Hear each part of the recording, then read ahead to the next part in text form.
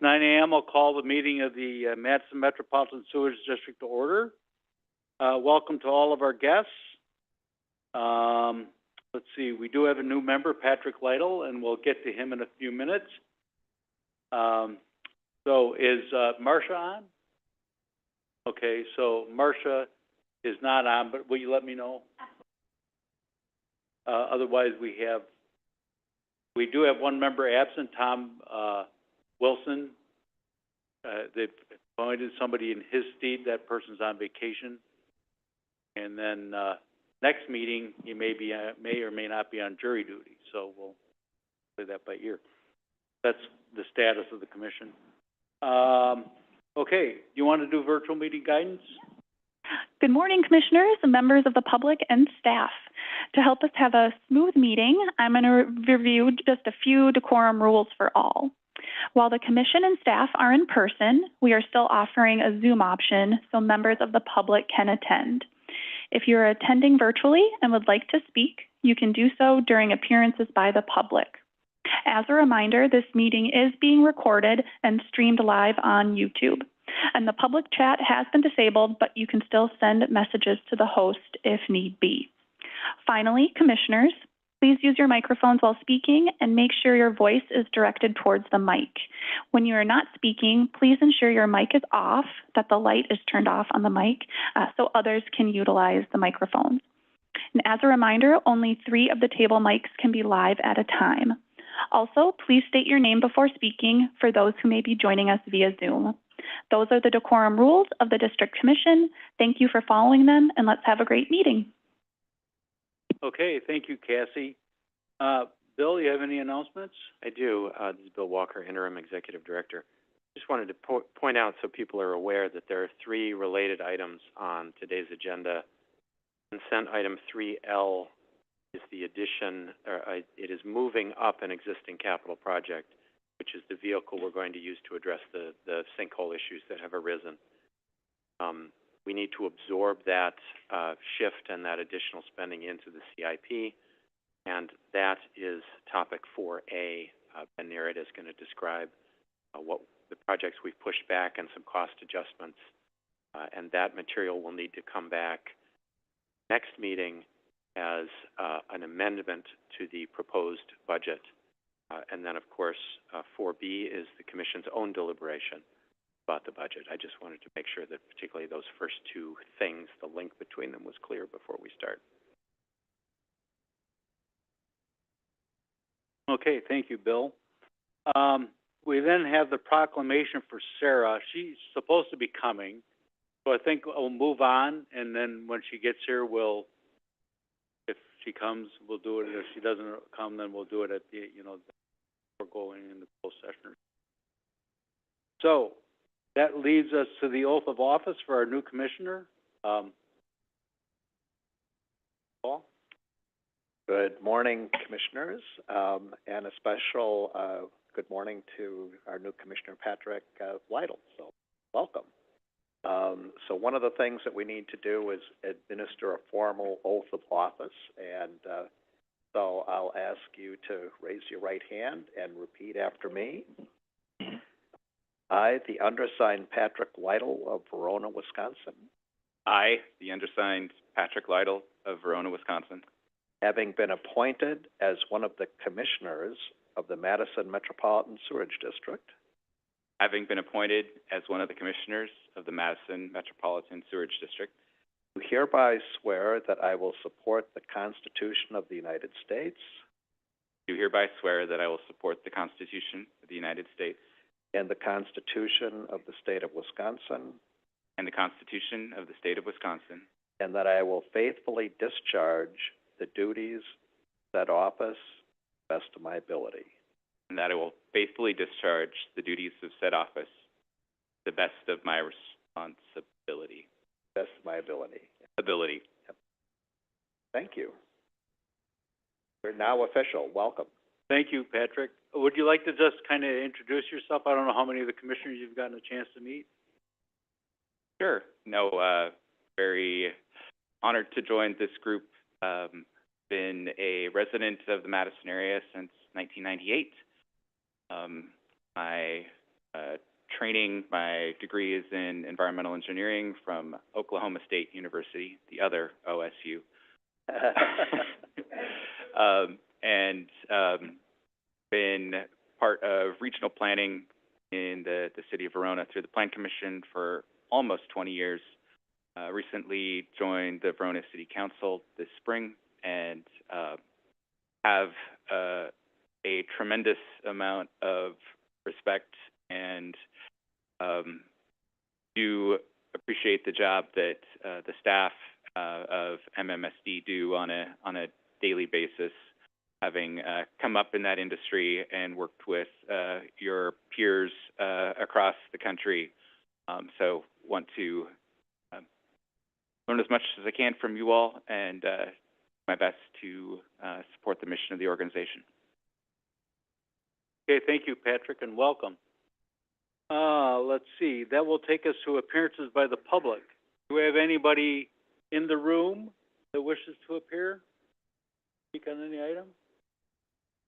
And is there anybody virtually that wishes to speak? Okay, I don't see any hands popping up. Okay, that will take us then to the consent calendar where we have several items. Approval of the meeting minutes of 1926, cash statement capital, review and approval of 3 sanitary extension plans, third quarter 2024 sewer service charges, review of bids and award a contract for grit screenings, review of bids and award a contract, an increase in project costs for sludge thickeners 1 and 2, rehabilitation, acceptance of work West Interceptor Shorewood Relief, Phase 1, approved transaction amount, approved professional services amendment, Southeast Interceptor Rehabilitation, U.S. Highway 51, review of bids and award of contract, Southeast Interceptor. So one is the, okay, they're both. I was wondering if I repeated it, but.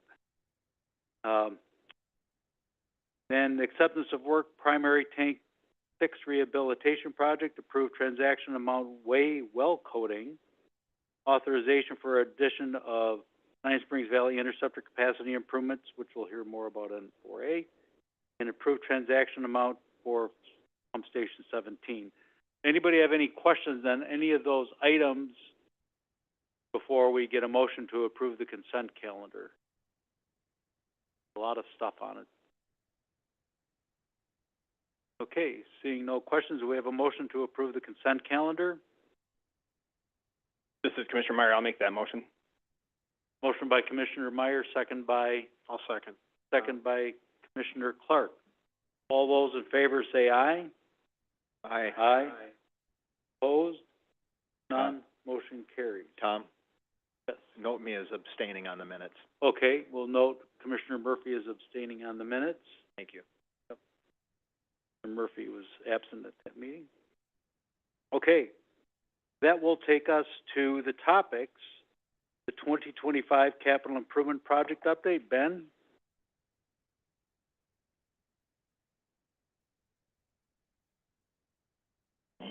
Good morning.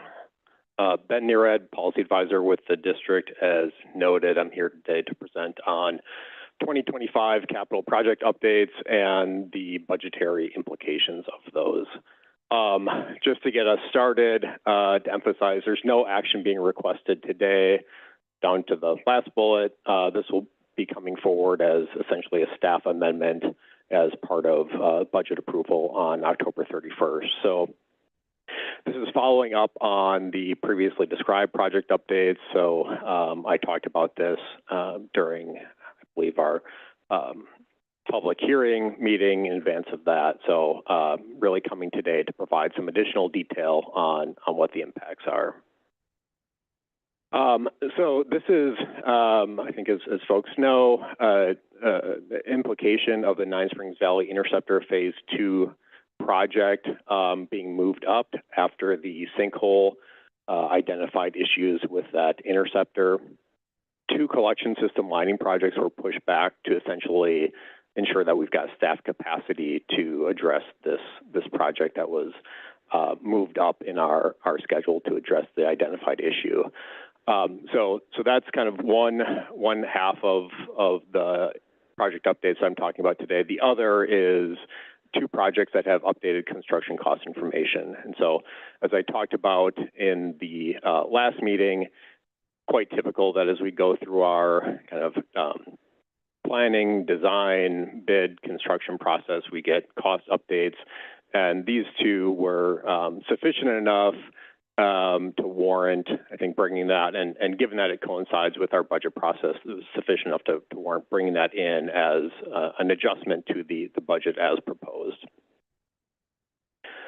So kind of bottom line, capital expenditures increase 4% over the 2024 to 2030 period. So that's the 6-year CIP plus the current year, given the consent item that Bill mentioned earlier.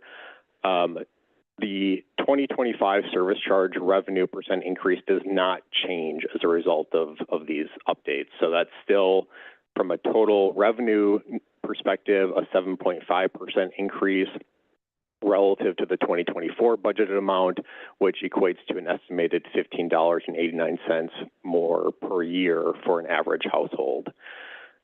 In terms of the budgetary impacts that I'll talk about now, really in 3 areas. 1, the capital fund excess reserve spend down. 2, the percent of projects that are debt versus cash funded. And 3, the future year service charge path. So I'll talk about each of those in turn. So first, in terms of the capital fund excess reserve spend down, just a little bit of quick background and a reminder. So as we went into this year's budget process, we had the opportunity to get advice from our new financial advisor, PFM. We brought them on board to help us navigate the bonding process, but they also brought a lot of general budgeting, finance expertise, and a lot of work with other similar utilities really across the country. So we were able to talk to them about our capital fund reserve amount and get some advice in terms of how we could best determine, what does that reserve amount need to be, right? And by reserve, I mean, really, as we get to the end of each year, how much do we want to have left in that capital projects construction fund, such that if, costs are higher, service charges are lower, we're able to kind of weather the storm a little bit. So that's what I'm talking about at a high level. So through our work with PFM, we were able to calculate essentially a new lower reserve amount. And so one of the things that I talked about in terms of the 6-year financing path is basically bringing that our current reserves, or I should say our current balance, down to the newly calculated lower reserve amount. It was originally in the initial budget proposal essentially meeting that new lower reserve amount in 2027. It was done kind of on a gradual path so as to not have significant variation in service charges, right? So if we went down faster, we'd have a little more variation in service charges. So we had kind of a 2-year path going from 2025 to 2027.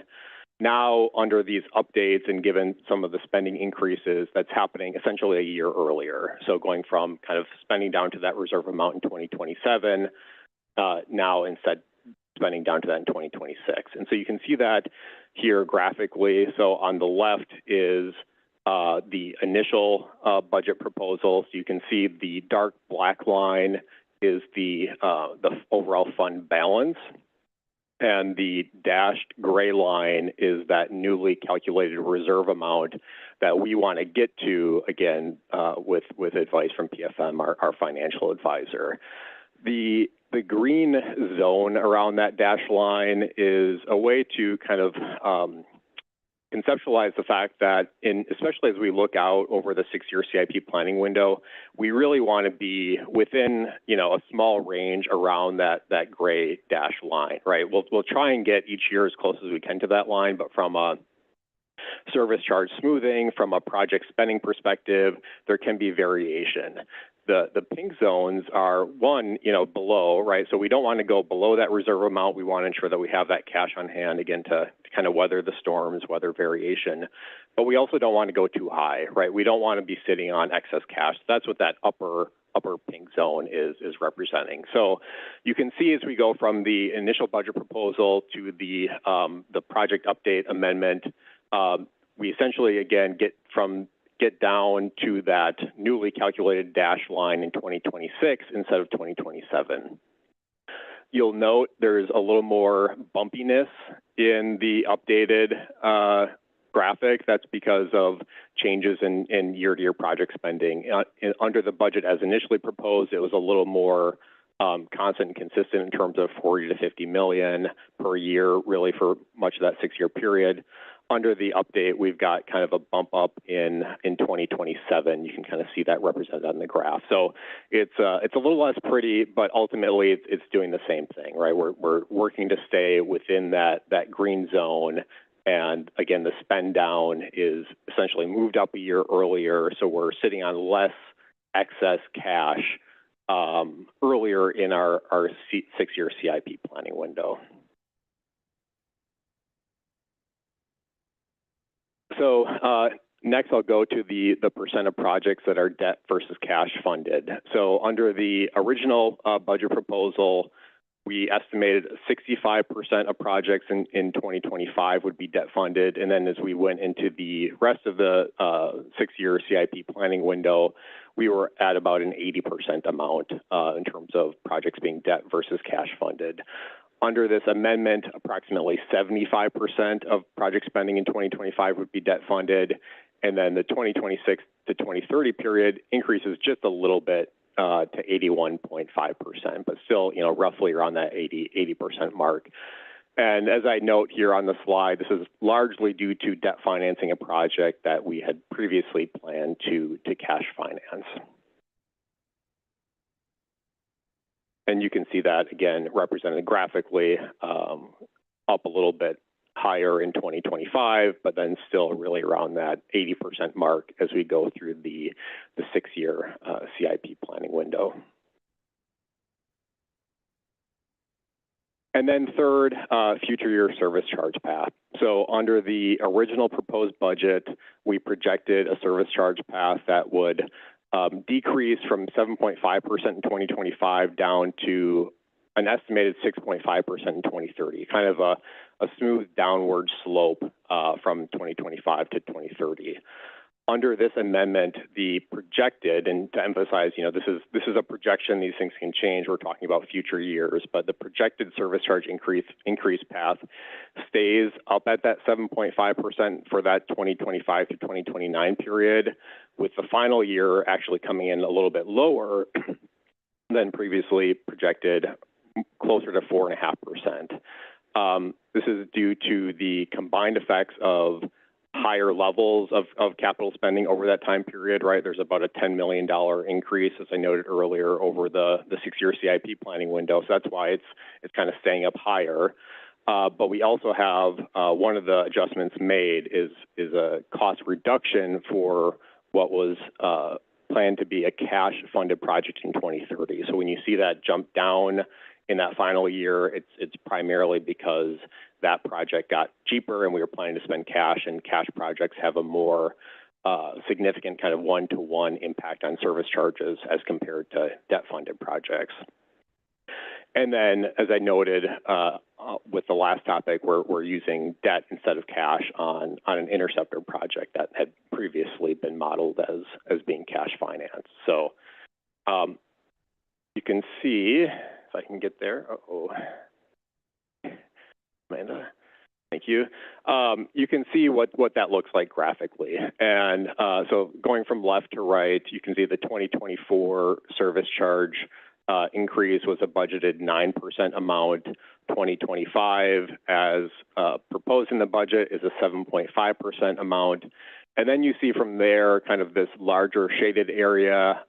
What's represented there is that, we're making an estimate, we're making a guess of future years. When we do our modeling, we take into account the best information that we have in terms of project spending, project timing. But, as we're seeing today, those things can obviously change and shift over time. So we want to add a little bit of kind of upper and lower end buffer along those estimates to demonstrate that. But I guess what I want to emphasize is that, you know, under both the budget as proposed and this staff amendment, we're kind of on a constant service charge path. So it's not going, you know, down to 7.5 and then back up. Now, you know, obviously things can change, but at least as we project now, we're on kind of a pretty consistent path over the next, you know, 4 to 5 years, and then likely a downward trajectory as we get to the tail end of the CIP planning window. So in terms of the bottom line, again, no 2025 service charge change results from these updates. Total 2025 to 2030 capital spending is up by about 4% or $10.6 million. There's what I would describe as minimal impact to the capital fund balance, use of debt, and future service charge increases. And again, this would come forward as a staff amendment on October 31st. One point just to emphasize in terms of maybe that third bullet, what I would describe at least as a minimal impact. That's really, again, the purpose of having this capital construction fund, right? We have reserves in that fund. We have the ability to do cash financing, debt financing of projects. The purpose is really to be able to weather the storm, weather the variability that's inherent in capital project planning without substantial impacts on service charges on our ratepayers. So just to emphasize that point. That's what I've got to present today. I'm happy to answer any questions that there may be. Okay, thank you, Ben. Anybody have any questions? Beth? Thanks, Ben. That's really helpful. I really appreciate it. Just a quick question about the capital fund reserve and why you chose 2026 to get that down as opposed to 2025. Sure. Yep. I appreciate that question. So the choice of 2026, it's in effect a modeling exercise with the goal of having fairly smooth and consistent service charge increases, right? So it would be possible to spend that down earlier. We could spend it down in 2025. The downside of that is you'd have significant service charge increases that vary in the coming years, because we essentially have to get back up to a higher level of spending regardless, because we've got kind of consistent, you know, $40–50 million plus in spending over that 6-year CIP planning window. I've done some modeling on that because I suspected there might be questions. Based on the analysis I've done, if we spent down, or if we could do, in effect, a 0% service charge increase in 2025, spending that down more than proposed under the budget. If we did that based on our current spending path, the 2026 service charge increase would be just over 15%, and the 2027 would be just over 10%. 2028 would come down to 2%, 2029 would go up to above 15%, and 2030 would come back down. So by having a more gradual spend down, it allows us to smooth out those service charges and not have that kind of extreme level of variability year to year. So I guess a kind of a corollary question is I understand that and I appreciate that. Is there a happy medium that we could meet, like take a little bit more out of the reserves for 2025, just to level that off a little bit more? Sure. Yeah. It's always going to be this kind of balancing act between spending down reserves and service charge variability, and part of that depends on, you know, how does 2025 project spending ultimately look like, right? I mean, we've done our best estimate, and Eric actually will talk more about kind of what that process looks like, but there's kind of always that balance there. So we could spend down a little bit more if project spending is as we anticipate. You're going to have at least a relatively higher level of service charge spending. If project spending, isn't as high as we anticipate, then maybe there are minimal effects. It's a little bit of kind of a guessing game in terms of how you think that's going to play out. But could we model something in terms of a more greater spend down than is currently proposed and see what that looks like? Sure, we could do that and see. You could assess. How do you want to balance spending down those reserves, having relatively lower service charge increase versus the risk of future service charge variability. I'm just thinking, given the concern about rate increases for this year, maybe it would be a wise thing to take a look at and see if there's anything that we could do in that area. Sure. Yep. Ken? Thanks, Ben. Reserve accounts, the 25 to 35 million, how much does that fluctuate year to year, or in the last 5 years, has that ever gotten to 5 million? Yeah, so I'm forgetting the year now, but it was 2022.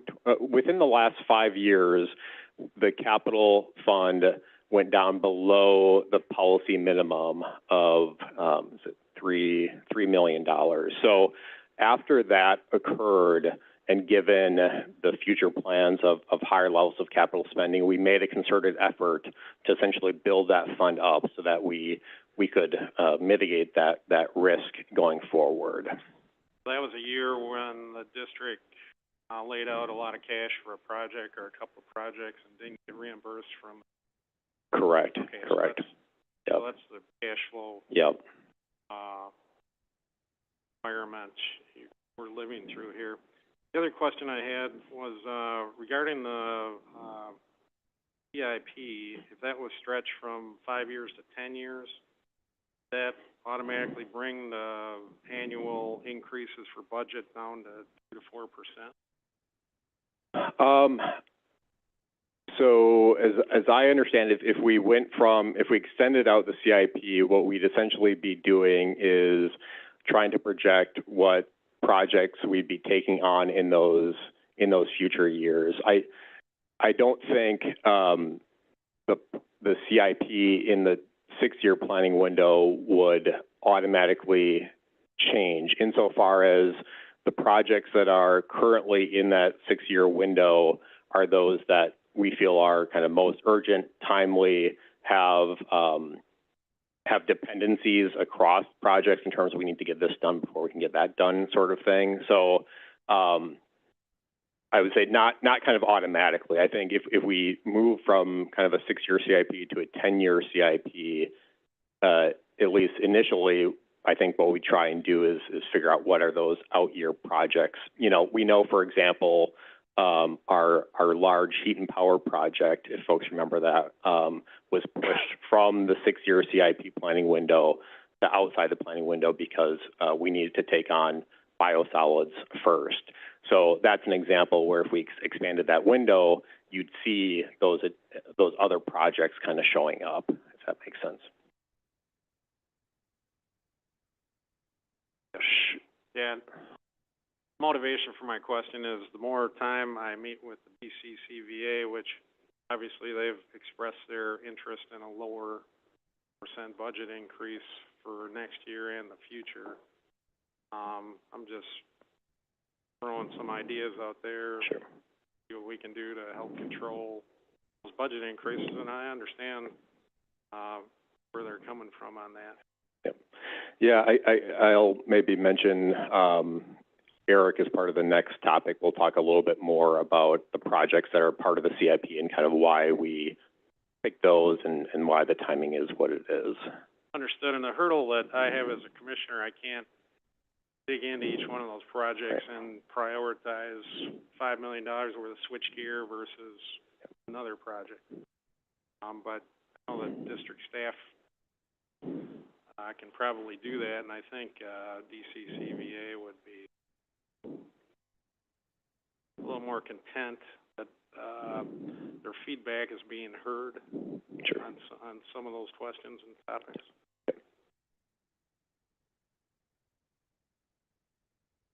Patrick? Thank you. So apologies if my questions are remedial, coming into this new. You showed two profiles of the reserve spend down, one from probably just a couple months ago, and an updated one. Just eyeballing it, it looks like 2026 reserves would be going from like 34 million to 28 million. Is that in general reflecting those bumped up projects that were initially projected to happen later, such as the emergency repairs near Goose Lake and that kind of thing? Is that roughly corresponded? Yeah, it's really driven by that, and then some of the project cost updates that we had as well. So that's really what's driving that faster spend down. And then the other question was, the assumptions you're making in terms of borrowing costs for the out years, is that assuming pretty much primarily funding the debt through borrowing, or if there were a situation where state funds were available, clean water funds, our cost of borrowing might go down, and then correspondingly we might be able to reduce our service charge increase? That's correct. So the CIP financing plan currently assumes roughly, as I mentioned earlier, 80-20 in terms of debt versus cash. And then of that 80% debt, it's roughly, again, 80-20 clean water fund versus general obligation bonding. So we would, in general, shift from geo bonding to lower cost clean water fund loans if we were able to. And that would reduce our costs. And historically, that's been pretty much 100% clean water. Correct. In recent decades, that's all we've used for debt financing of projects, and it's really only been in this most recent year that we've seen the Clean Water Fund program be oversubscribed. There's a lot of new interest with some of the new federal dollars that have come out, and this is really the first time that we've seen it be potentially limited. Thank you. I want to add to that, besides the significant interest in the Clean Water Fund loan, because there's also the headwinds of I think it's the Build Back Better, Buy America. Yeah. Buy America, Build America, where we have certain requirements of buying American-made products, which is difficult when you're dealing with a lot of electronics, pumps, and things like that. It's different than road projects where you're getting the gravel, the concrete, all locally, concrete pipe. Here some of these things we cannot source nationwide. That may make us have to borrow for a project that would have been otherwise possible water fund. I think I'm right on that. Yep, correct. Okay. Anybody else have any questions? Brad? Commissioner Murphy, remind me again what the reserve amount is in the out years of the CIP. Sure. The absolute amount. Yeah, I'll maybe just see if I can get back. I can look at the graph. Amanda, if you can help.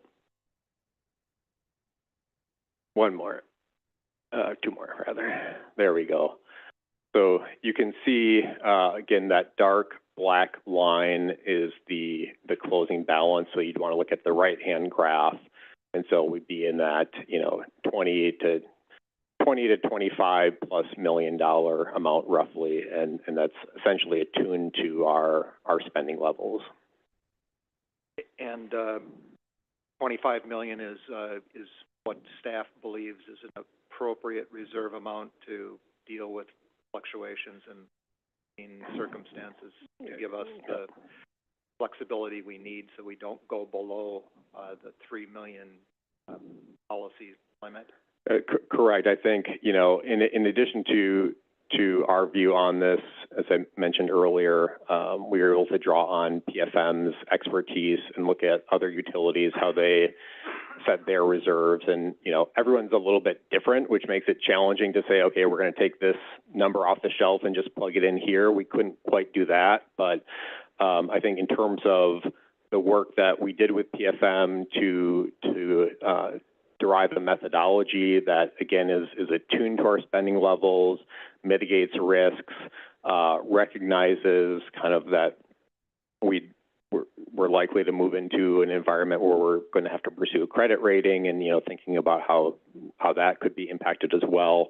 That's really kind of the thinking and work that came into, you know, essentially calculating what that gray dashed line is. Thank you. Okay, anyone else? Beth? Commissioner Buckland, just a question about debt funding in 2025. That number was below 80%, right? Correct.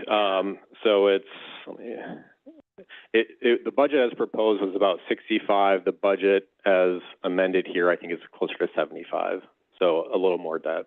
Okay. Yep. And our goal is to get to about 80% in the future. So my next kind of corollary question is why not 80% for this next year? Sure.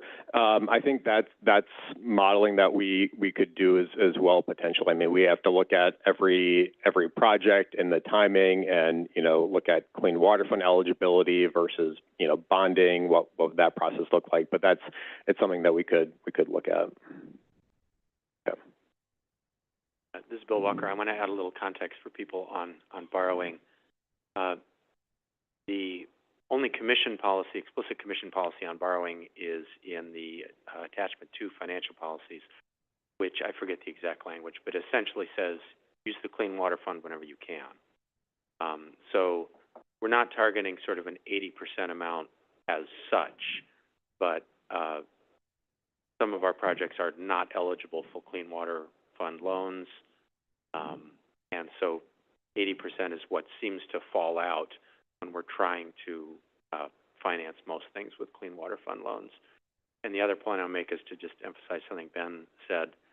That 80% number varies from year to year, similarly to how the fund reserves vary, because there'll be a year where you're doing a lot of design, and you're eventually going to get reimbursed for that work, but you aren't yet because you haven't started construction. So there's this sort of timing can make it difficult to get exactly to a borrowing level. Nonetheless, we can take a look at that. Ken? Commissioner Clark, Ben, this is helpful for me. Reserve, I'm assuming that the reserve cash in the bank is how most utilities handle the cash flow fluctuations. There's never a line of credit or something like that. That's my understanding. Yeah, I mean, I'm not aware of utilities extensively using lines of credit for those purposes. Okay. Yeah. And I'll be honest here, when I keep on looking at this 25 to 35 million of cash reserves, I'm looking at that as that's a lot of cash. But at the same time, when you and Bill have described the fluctuation in cash based on projects, that makes some sense to have that in the... Yeah. Okay. Greg, did you have anything? No. Is Marcia on? Is not. Okay. So, President Amanda, Humble, yes. just so you know, Sara Eskrich did join. Oh, she is? Oh, on Zoom. Oh, okay. Okay, because I kept looking at these issues. Okay. Welcome, Sara. Okay, so that ends our capital improvement update project. There were no, you got a couple things that Beth indicated and work on. So let's move back to the proclamation for Commissioner Eskrich. Just a minute here. So I want to just quickly read the proclamation that we have for Sara. She served on the commission since 2015, so almost. Do you have something to say? Oh, you're trying. Okay, the way you were using your hand and then. Okay, so this is an appreciation to Commissioner Eskrich's service. Years of service as a Madison Metropolitan Sewerage District Commissioner. Whereas Sara Eskrich has brought continuous leadership to the Commission of the Madison Metropolitan Sewerage District since her appointment began in 2015. First as a representative of the City of Madison, then the Dane County Cities and Villages Association. And whereas her fellow commissioners with her fellow commissioners, Commissioner Eskrich has set a vision for the district based on equity, reliability, and being good partners. And whereas her leadership helped shape principles relevant to many aspects of the district around strategic finance, resource recovery, governance, and whereas Commissioner Eskrich participated in many notable decisions, including executing an intergovernmental agreement for Hero Winds, full-scale phosphorus adaptive management project, implementing major liquid stream plant improvements, establishing a new policy governance model for the district, and endorsing the district's strategic plan and employee handbook, among other things. And whereas Commissioner Eskrich was active and longstanding participant in Commission Subcommittee and Executive Director, formerly Chief Engineer and Director, and was a valuable contributor to the Executive Search Subcommittee. And whereas she supported efforts to recover valuable resources from wastewater, increase revenues, strengthen the local economy, and whereas she supported increased investments in critical district infrastructure that will ensure wastewater is collected and treated in a manner that is consistently safe, reliable, efficient, and environmentally responsible.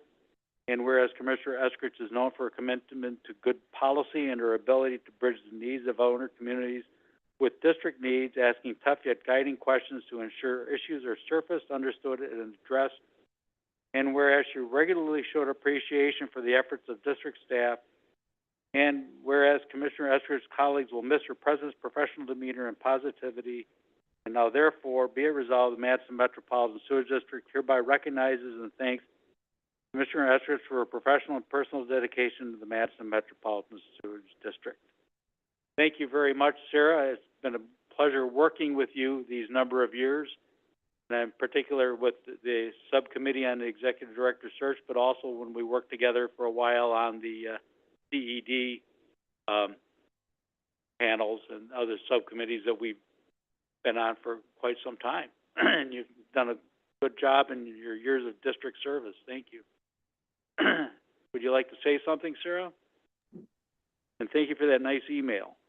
Oh, well, thank you. Yeah, I would love to. And apologies. It's amazing how quickly you can fill in your Thursday mornings when you take the time hold off your calendar. So I apologize for being in the car right now as I'm chatting with you, so I can't go on screen. But I tried to express via email to my fellow commissioners and to staff just my great appreciation for you all. I was pleasantly surprised when I was appointed to the commission to learn about the amazing work that you are all doing and to talk about it as widely as I could, because I think MMSD is a hidden gem in our region and in our country. And as leaders, I think we should all be really proud of the work that has been done and will continue to be done. So thanks for my time. I've really appreciated it. And I know you're in good hands with Pat. We have had some good conversations, and I look forward to the next chapter. And always, feel free to let me know if I can be helpful. I'm only a phone call away. So again, appreciate it. And apologies for not being with you in person this morning. It was my intention, and then I just couldn't swing it. So thanks, everybody. And please do stay in touch.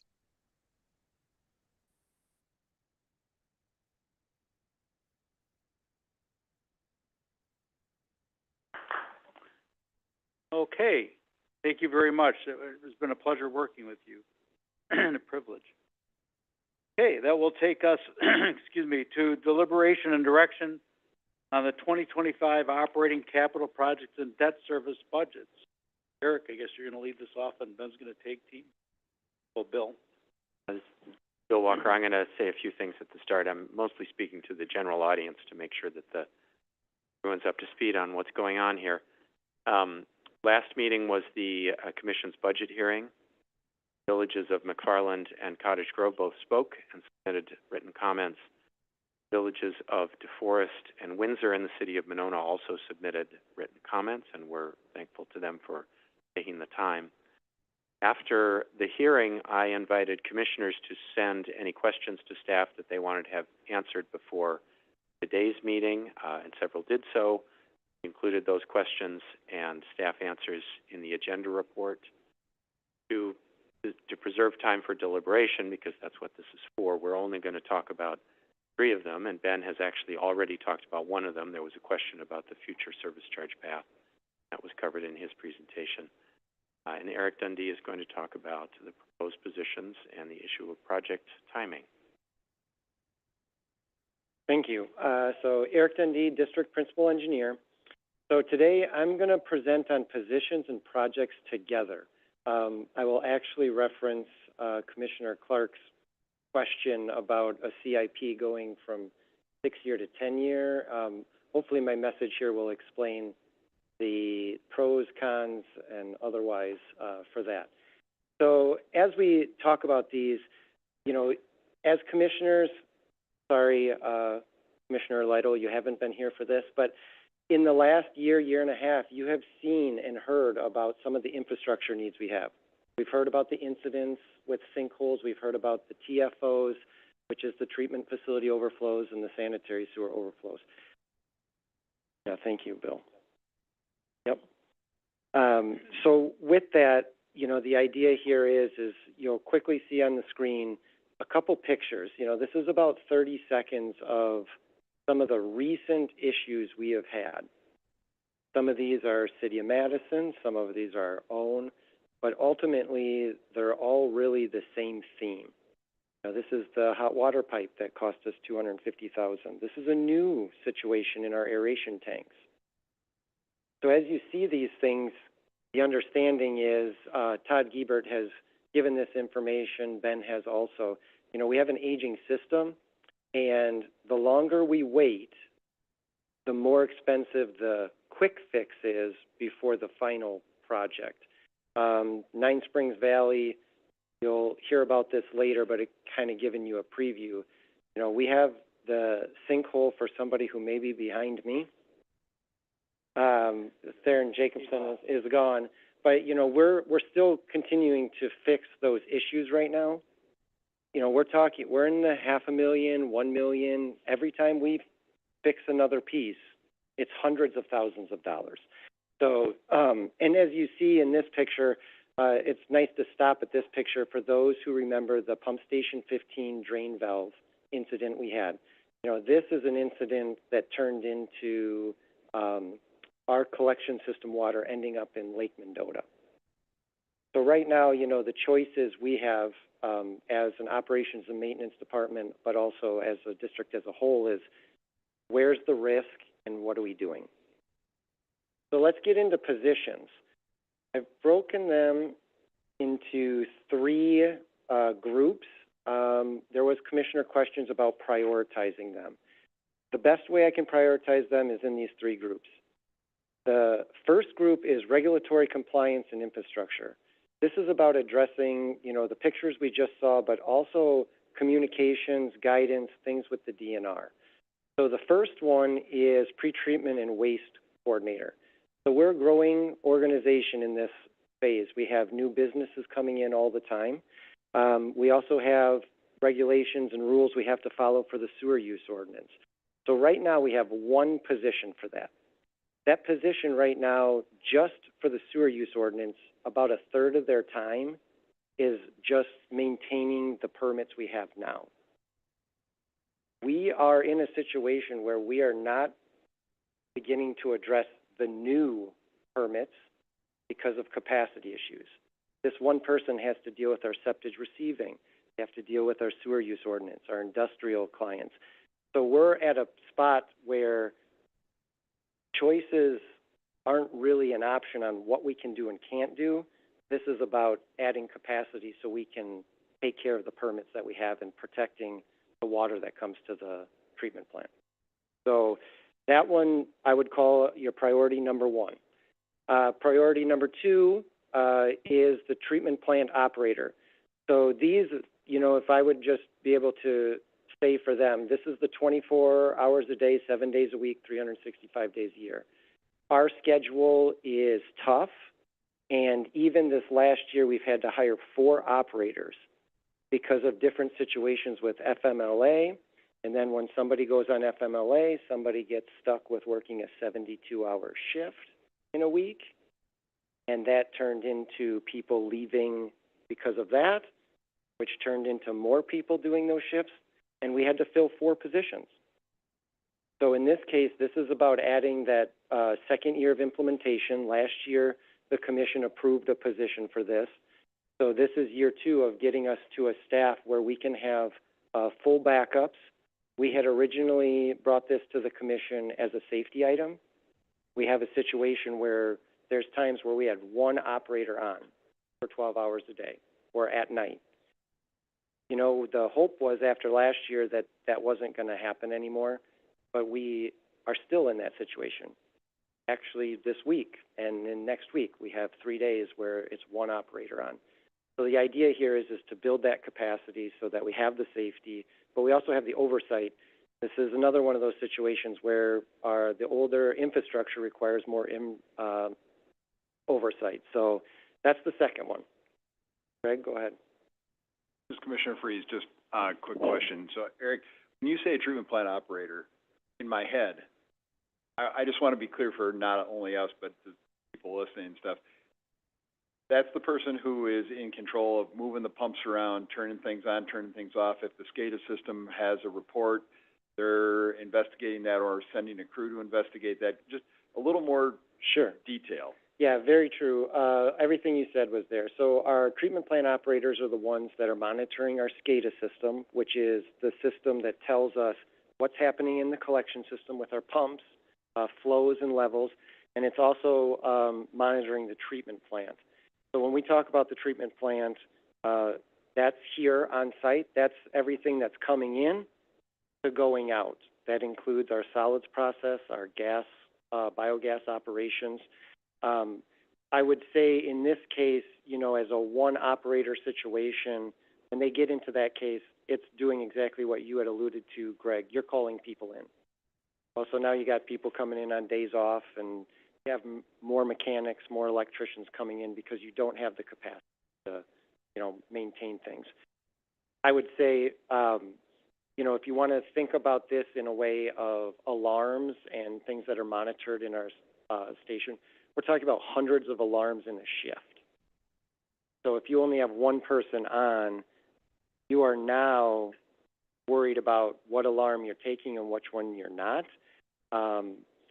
This is one of those situations where if I can talk about the treatment facility overflows, I can tell you that there have been a few over the last couple of years that, you know, alarms came in warning us of a high level.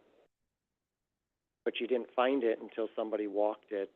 You know, you're kind of mitigating risk throughout your day.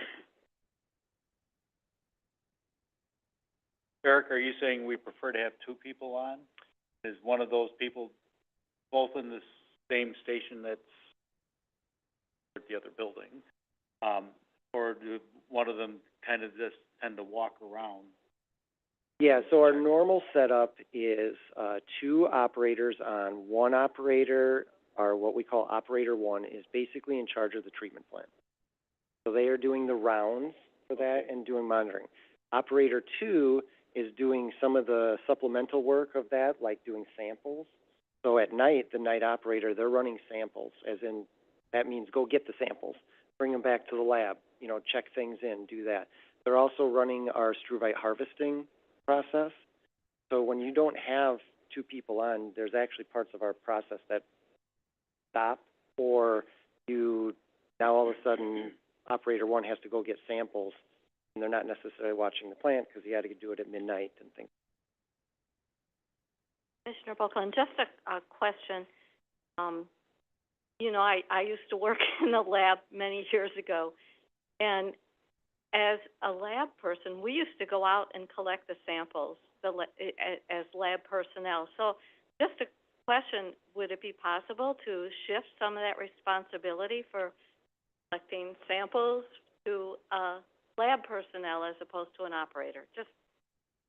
It's a possibility. With our current setup, that lab person would be here at midnight. So that, you know, there are options out there. So, way I would explain that. Any other questions on that position before we move on? All right. The third position here is the collection system engineer / specialist. So this is one that you guys have actually heard about a few times, about our TV and Clean program, our aging infrastructure. we are looking to have an engineer take on those day-to-day operations, pump station review, flows, the TV and clean, budget, things like that, talk about sewer access, talk about sewer and manhole conditions, help with our utilities and GIS coordination that we do. Right now, that is spread amongst 3 different departments, and I'm not saying that's not, working. I'm saying that for efficiency, instead of 3 different departments doing different pieces, if we can put that into one position, that frees up engineers to be concentrating more on the CIP projects than the utility coordination. It helps specifically the maintenance and reliability manager not check the pump stations every single day for if pumps are plugged or not plugged. It helps our planning department not worry about what I would call a maintenance and operation duty of TV and clean. So this is about putting those duties into one position. So that's group 1.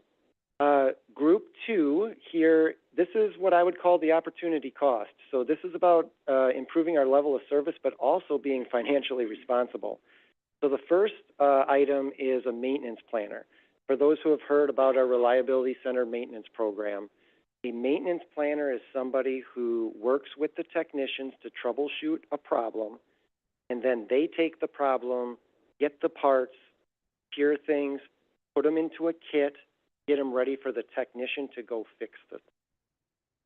One maintenance planner really solves the need for 3 technicians, because what it does is it helps us save wrench time.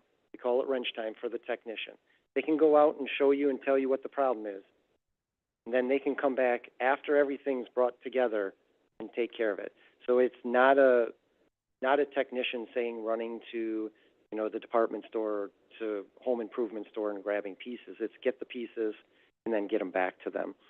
So I want to read a few stats on this because we implemented this program a couple years ago, and Matt Schumann, our reliability process manager, and I have been really concentrating on this. So since 2023, when we implemented this, so we have prepared an average of 30% more work for completion for our maintenance department.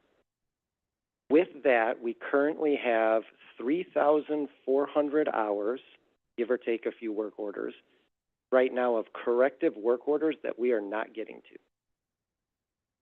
So when we talk about aging infrastructure and the things that we have to work on, I know all communities, public works staff have this situation. You have more work than people. Our goal or understanding is it's not attainable to come here and ask the commission for 3 technician positions. Our goal is to find the most effective and efficient way to do that. And for us, this is a maintenance planner. So if we can get somebody to help us be more efficient with planning the work, it means that we can do the work with technicians. Our choice here with this maintenance planner position is we invest the money of about $100,000 for a person versus spend about $250,000 in overtime, or get 3 more technicians for $300,000. So in this case, that's why this is in the second part. This is about, the financial impact here. What goes along with that is our facility maintenance worker. So we have been kind of back and forth as a district about having our custodial duties be in-house versus contracted. When COVID happened, there was an opportunity to go out for bid, see what the prices were for custodial. At the time, great improvement. We could save money. That time is over. So we are at a point now where we were at a truly budget-neutral situation where we can have a contractor who, we have difficulties with contract maintenance and management, the level of service, things like that. We can add a person to do this work for the same price as the contract. So, and I'm not talking about just wage, I'm talking about wage and fringe benefits for the same price as the contract. So that not only raises our level of service as having an internal staff member, but it also provides us the flexibility to say, yeah, okay, we're not going to clean that area today. We have an emergency or we have something else we have to go do and, do a higher level of importance work order. So those, go ahead, Greg. Commissioner Freeze, no, I appreciate that, because we obviously go through that same analysis. My question is, right, when you contract this out, you might get 5 people to come out, you know, in pieces, right? I see you must have an answer for this already, but, as opposed to one person who is now expected to do your entire plant and presumably, potentially satellite locations. So, is it feasible to do that from a hourly, you know, certain hours in the day, right? I guess is what I'm asking, or hours in the week. Thanks. Thank you for the question. I was prepared for this. And not only am I prepared, I have the schedule in front of me. It is truly a wash. It is about 40 hours of contractor time, you know, aiming for 40 hours of a facility maintenance worker. Now, we understand there's vacations and things like that. We also understand our contracted services are not at times at the level we want. We wonder if they were actually here or not. So. One more follow-up question. So I heard you also say, Eric, that, so the person you would hope to hire for this, would you hope to be able to, you know, use them in other capacity, perhaps as a, I don't know what they would be called under your personnel thing, but would this be hired basically so they could work as a, my parlance, a laborer one, right, if they need to be pulled for a work detail? Yeah, that's a great question, Greg. So the idea here is I have it written as a maintenance facility worker, not as a custodian. The idea is we have 2 progression levels in our facility maintenance department. You have the worker level, so in your case, City of Madison, laborer 1, and then we have facility maintenance worker technician, which is the 2nd level. Obviously, the goal here is with anybody that we hire, we're improving skills and they're learning and they can move up. But this is the entry-level position for us that they can get to that level. Can I go back to the maintenance planner for a second? So what you're basically, I'm trying to see if I understand it correctly. What you're saying is the maintenance planner would be scheduling out that 3,000 plus hours and accumulating of work to different personnel, French people. You know, like say you're going to be assigned to do this today, that tomorrow, you know, whatever, and then obviously things come in that things get postponed because you get breakage and stuff like that.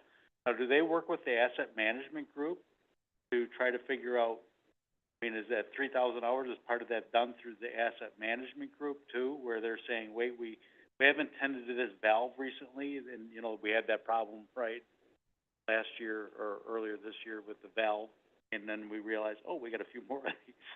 And there were 2 thoughts on that too, you know, that because the old regime always said it wasn't worth trying to do the valves because you might just be causing more problems. And now the thinking is that no, maybe you have to work them. So I mean, is that kind of, am I in the right thought plane there? Close, but not quite. Okay. So the idea of a maintenance planner here is the person who they're not necessarily identifying the work and scheduling the work. They are getting everything ready for the work to happen. So in our process, our reliability process, the supervisors actually schedule the work because they need to schedule the right people for the right job. I see. They also have to schedule the right equipment needs. So do we need a truck with a crane on it? Do we need a certain municipality's help with a Vector truck, you know, type of thing. So the planner is really all about line the work up, and we have an acronym here that we all like to use, RTS, ready to schedule. So it goes from a identification process into a ready to schedule process. They do all of that in between, which means if, say, you, Commissioner Hovell, identified a problem or saw a pump that didn't look like it was working, they could talk to you to troubleshoot and understand what the issue is, and then they go off and work with technicians, supervisors, others, talk about, oh, do we need to shut down a different process to do this one piece of equipment? What kind of parts do we need? And then they go do all that work, and then when everything's ready and set, the outage plan, then they can pass it off. Okay. Anyone else have anything on the level of service and fiscal? Okay. Okay, and then the last one, this one is, I have to say, a little uncomfortable to talk about as somebody who holds the district principal engineer position and the director of wastewater operations and reliability position. But really, this is a choice for you guys as organizational leadership. This is about, we had an organizational change in 2024 that created the executive office. In my current position now, I spend 30 to 35 hours a week in meetings. And then I spend all the rest of my time doing other work. And we're not going to talk about how much work and time that is. But what really for you guys to talk about is, what do you want the next executive director to have for flexibility? You know, do you want to have a choice of, you know, having a position now that they can do some reorganization if they want to? Do you want them to come in and assess that and then come back to the commission and say, yep, I think we really want to do something here? That's your choice. So that's why that's a third level and by itself.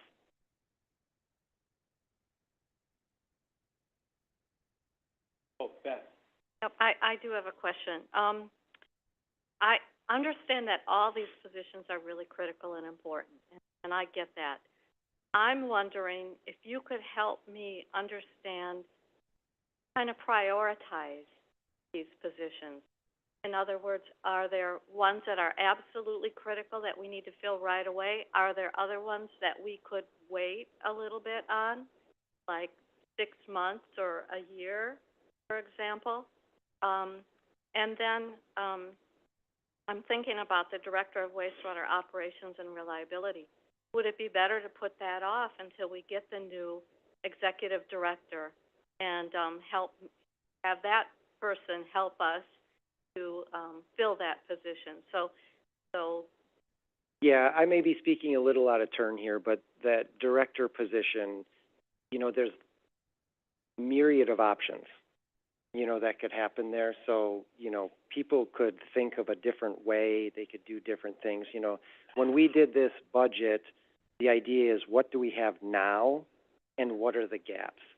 So to get to your first question, though, I would tell you those first 3 positions up there in the regulatory compliance and infrastructure are the priority. I mean, these are related to basically following the DNR guidance and our, you know, maintenance and management plans.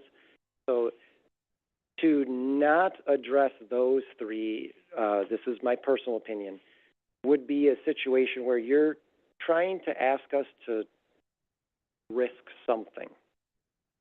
So that's where I'd put that. And that's why I have those 3 separated, because the other 2 are more about the impact is positive or negative. I mean, it's budget neutral on the facility maintenance worker, so adding the position, there is no budgetary impact one way or the other because we have to provide that service.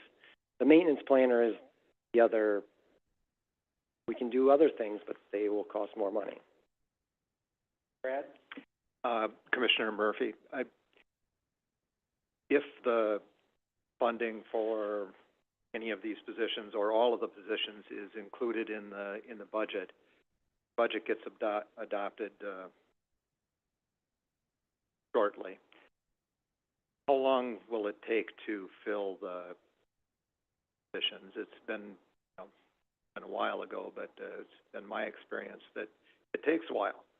Even if you get right on it, may not have some of these positions filled until maybe the end of the first quarter or the second quarter? Absolutely, yeah. The timing is always especially difficult, and for the operations and maintenance department specifically, which a few of these positions are in, not necessarily about sometimes how fast you fill the first position. It's what kind of waterfall effect of somebody if internally gets it, and then you got to fill another position, but they can't move into the new position until that. So my experience here at the district, I think I'm coming up to about 7 years. We've had situations where we've filled one position and it's been a year before all the dominoes fall. I don't know if that would happen in this case, but I do know as a district full of I'll say wastewater enthusiasts, you know, new opportunities and positions, you know, are something people are interested in. Yeah, and just a follow-up, in thinking about that, I've been familiar with, budgeting, for, positions for, you know, part of a year, you know, recognizing that maybe it's not gonna be filled for a while. And, I suppose we might have the opportunity to think about providing some funding for, some or all of the positions for part of a year. I was thinking about the Director of Wastewater Operations in particular. I you know, personally, I think it makes sense to let the new Executive Director weigh in on that, even though I see where you're at and I see what's going on, and I don't think it's a healthy situation in the long term. So I think it's something that should be addressed. So I think that providing funding for part of a year for like that position, and with the expectation that we, before it gets filled, the new executive director would evaluate that, and we would make a decision on whether or not that's exactly the way we wanted to proceed or not. I think it's something that might make sense. Your opinion about you know, providing funding for part of a year for these positions, maybe for 3 quarters or I won't a half a provide year? an opinion as much as I would tell you, you can approve the positions and we can further discuss timeline on implementation. I'm just being concerned about a structural.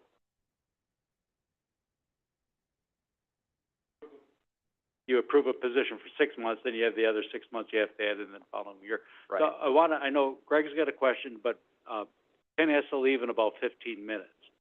So we're kind of getting into the part which is really important here is the deliberation on the budget. I don't want to put Ken on the spot, but I don't know if, before he leaves, if he wants to give us an idea of what his thoughts are. And, you know, because you had brought up a number of issues during the prior Ben's presentation, so now that we're kind of moving into that discussion phase, I just want to give you the opportunity to see what. Sure, I'll kick this off.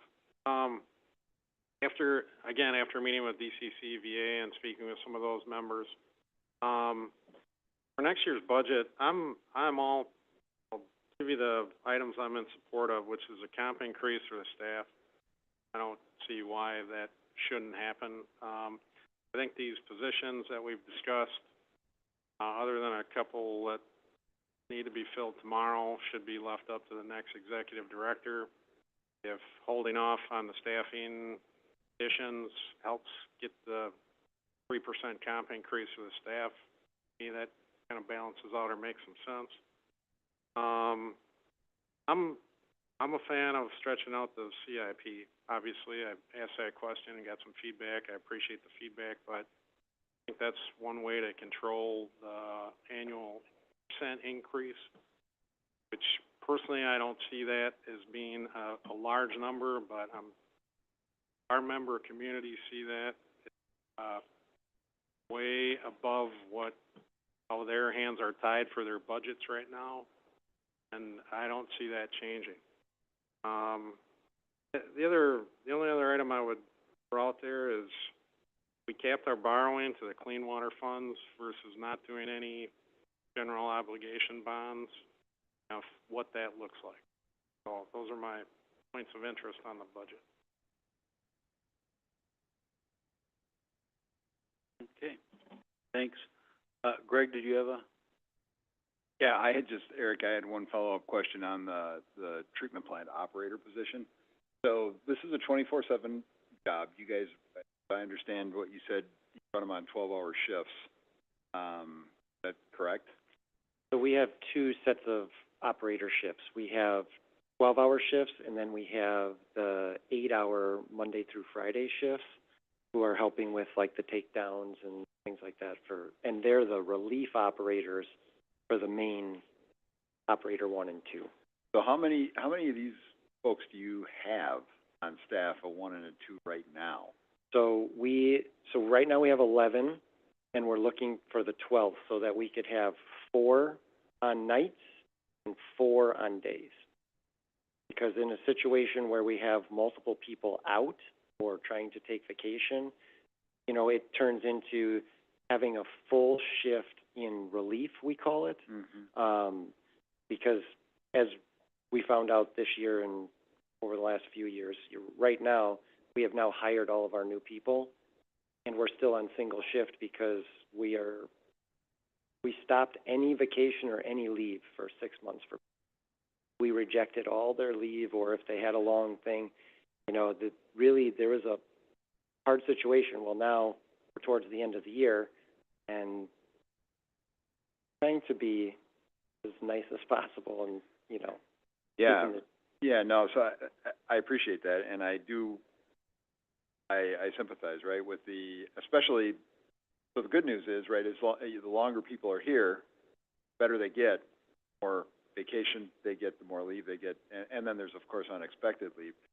Based on what you're telling me, I would probably, I mean, as much as I have some concerns, some of the same concerns Ken does, from a sustainability perspective, you probably need more than that if you were going to plan for FMLA and leaves and kids and all that kind of stuff that occurs now.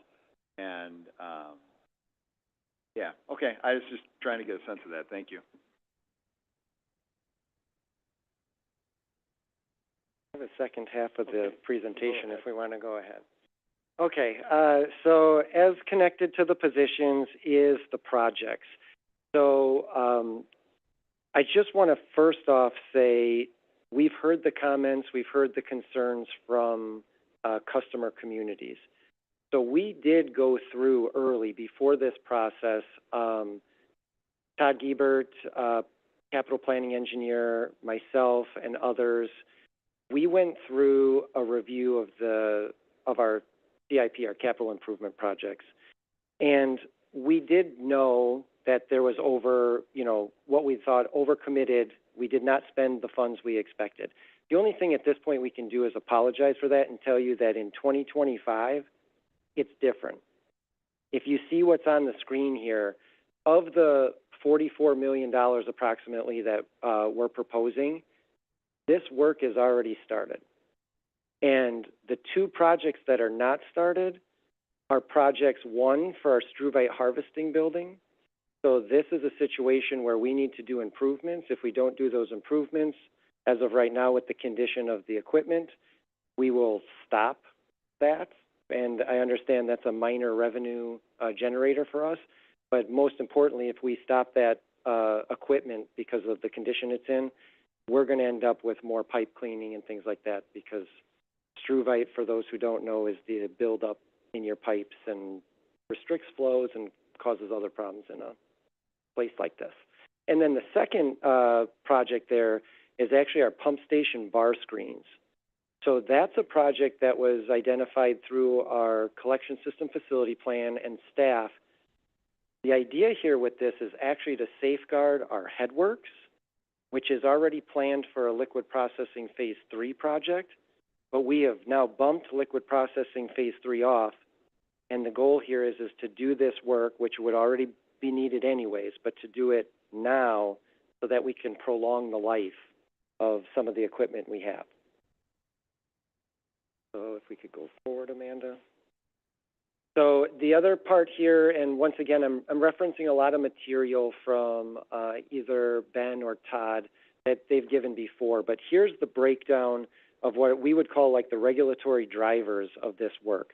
So we have condition, capacity, and other. There really isn't any other. We have really taken everything out of what we thought could be moved.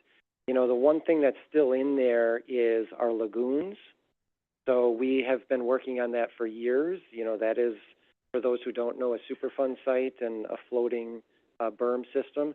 And we're working through that. That's one of those regulatory projects with the EPA, Army Corps of Engineers, and all the other acronyms we could think of, that you have to go through the government process to do that. So we'll just keep going in the interest of time. Here's kind of the condition. The idea here is just to explain the things that you already know, but we have a collection system and a treatment plant that's from the 60s, 70s, and that vintage. It's to the point where things are changing. I did provide 2 pictures of what our struvite harvesting process looks like.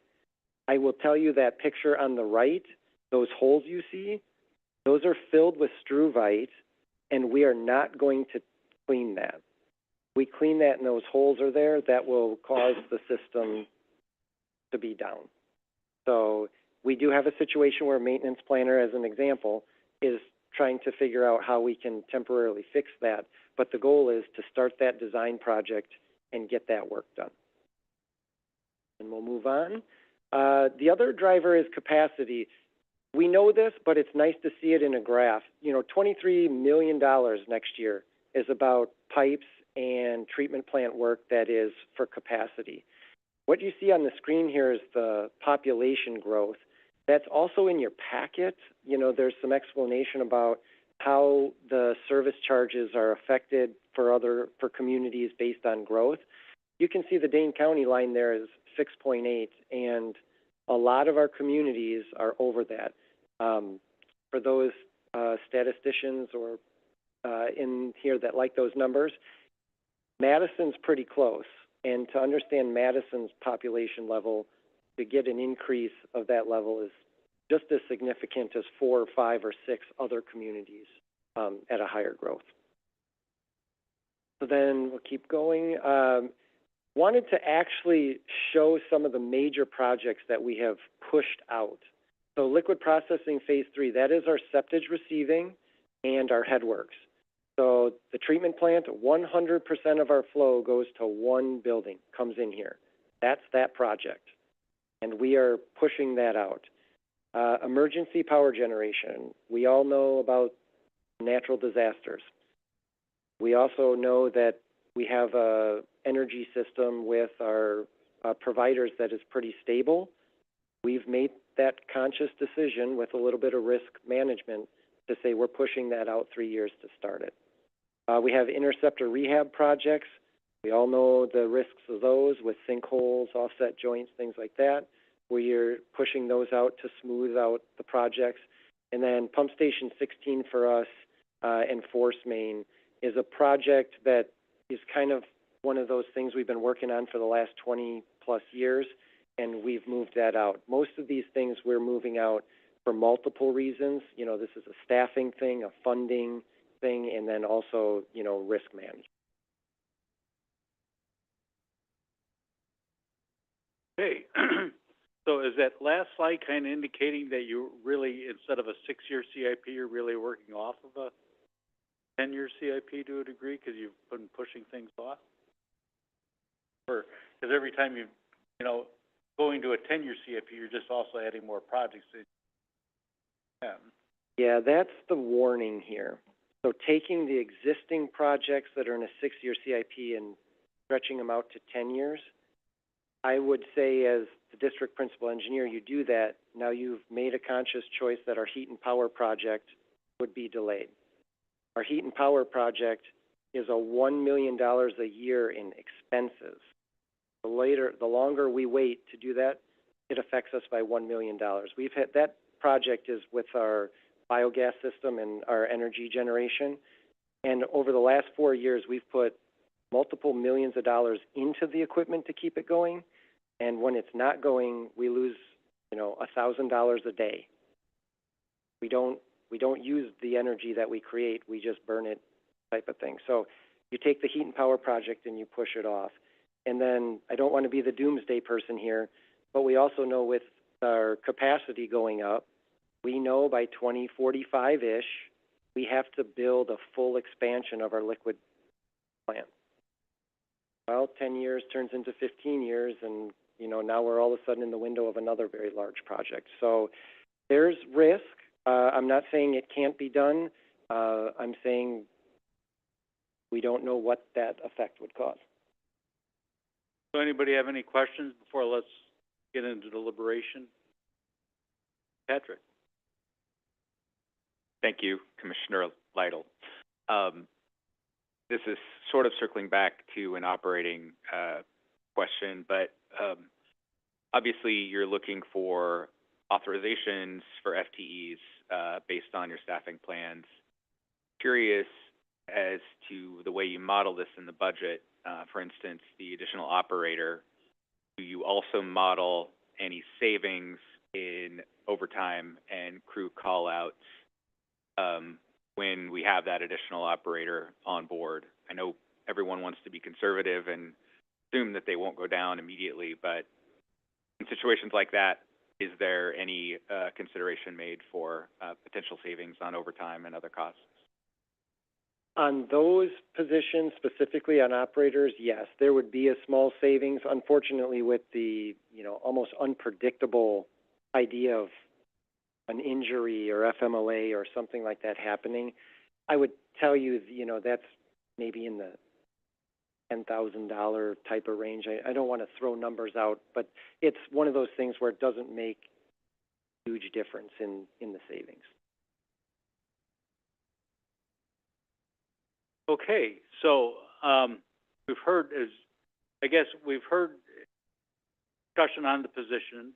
We've had the comments about the CIP and what would it do if it's stretched out, then the Clean Water Fund versus the general obligation borrowing.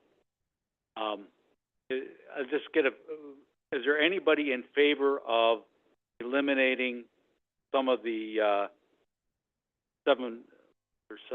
6 positions for the year? Greg?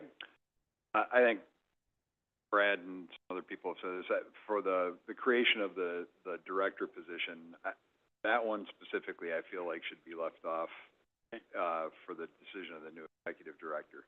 I concur. Okay. Anybody, so I think we're in general agreement, it seems, to eliminate the director of wastewater operation. Then we had the facilities maintenance worker, which I think, since it's a wash, basically, I think that doesn't make sense to get rid of it. That's, you're either paying it through a contract or paying it. Then we get to the maintenance planner. Any thoughts on that?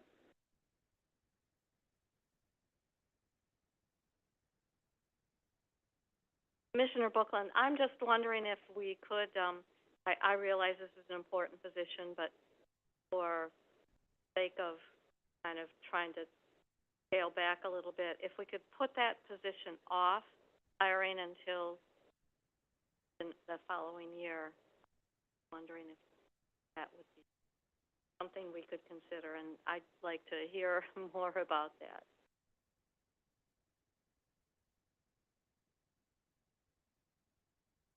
I'm okay with that. Just to tell you where I was at before the meeting today,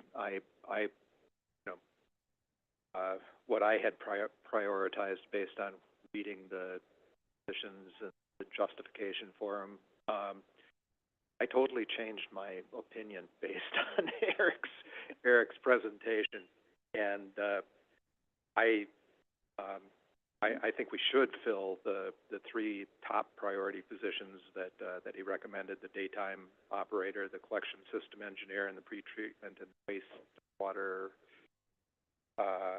position. And I would be okay with delaying the maintenance planner and the director position, even though I believe the maintenance planner position, in the long run, I think we're going to be talking about this same time next year.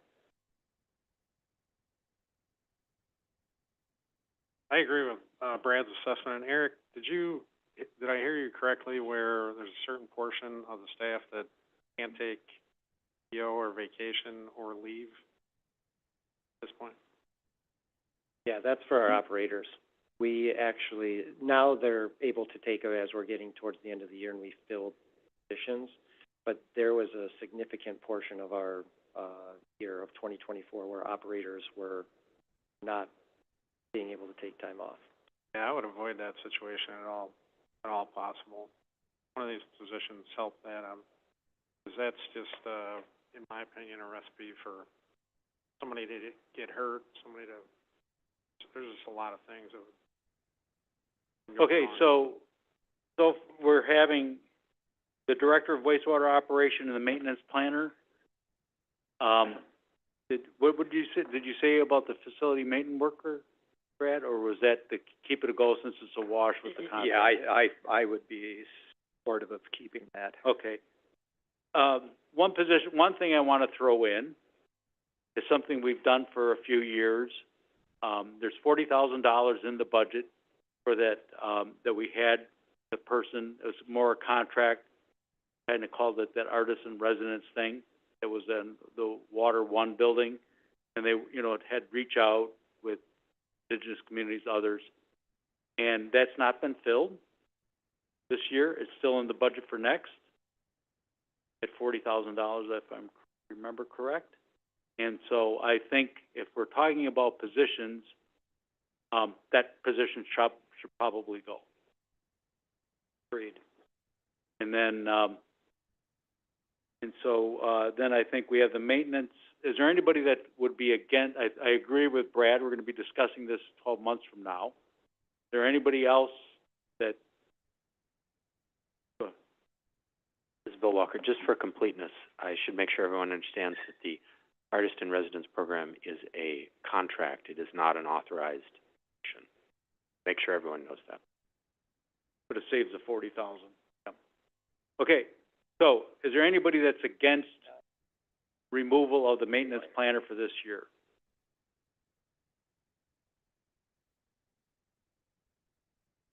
Okay, Ezra's kind of thinking. So, are we in concurrence that we're keeping the three positions that were at the top end of the graph, the facility maintenance worker, and then the other two would be dropped for 2025? The maintenance planner and the director of wastewater operations, as well as cutting out the artist in residence contract at $40K. Can I chime in, Tom, on the director? So I thought about that as a flexibility for the new ED, who starts in January, we hope, to, if they think it's the right choice, sometime before 25 is over, hire somebody. Tell me if you see it differently, but the way we're talking about it sounds like, nope, can't do that in 25. It's not in the 25 budget. So they may generate ideas over 25 that they can bake into the budget we're deliberating on in a year. Yep. Am I understanding where everyone's sort of position is? Okay. Yep. I'm torn about that. I think that flexibility could be a really beneficial thing to have, and Eric's case for it is compelling. I don't, it sounds like there's no scenario where that person comes on any sooner than probably mid-year. So it's sort of a 6-month, not a 12-month impact on the budget, and we could make whatever little tweaks in the budget to save those relatively small dollars at the bottom line of this budget, because one person half of the year is pretty small. But I'm a little hesitant about taking it out completely, just because we remove that flexibility for the next CD who may need to deal with that need. Well, so I'm torn on that one. Yeah, I know what you're saying. My thinking is that it's going to probably take the new executive director about a year to wrap his head around the way the district operates, and and there might be things internally that person will say, hey, I can mitigate this effect, with current staffing or something. So the problem I have, I don't like adding positions for 3 months or 6 months or something like that, because then you build in that structural deficit for the following year. So I'd rather just, if we're going to do something, I'd rather just tax it and then left it up for 2026. When Bill introduced the budget, he said that was the one position that,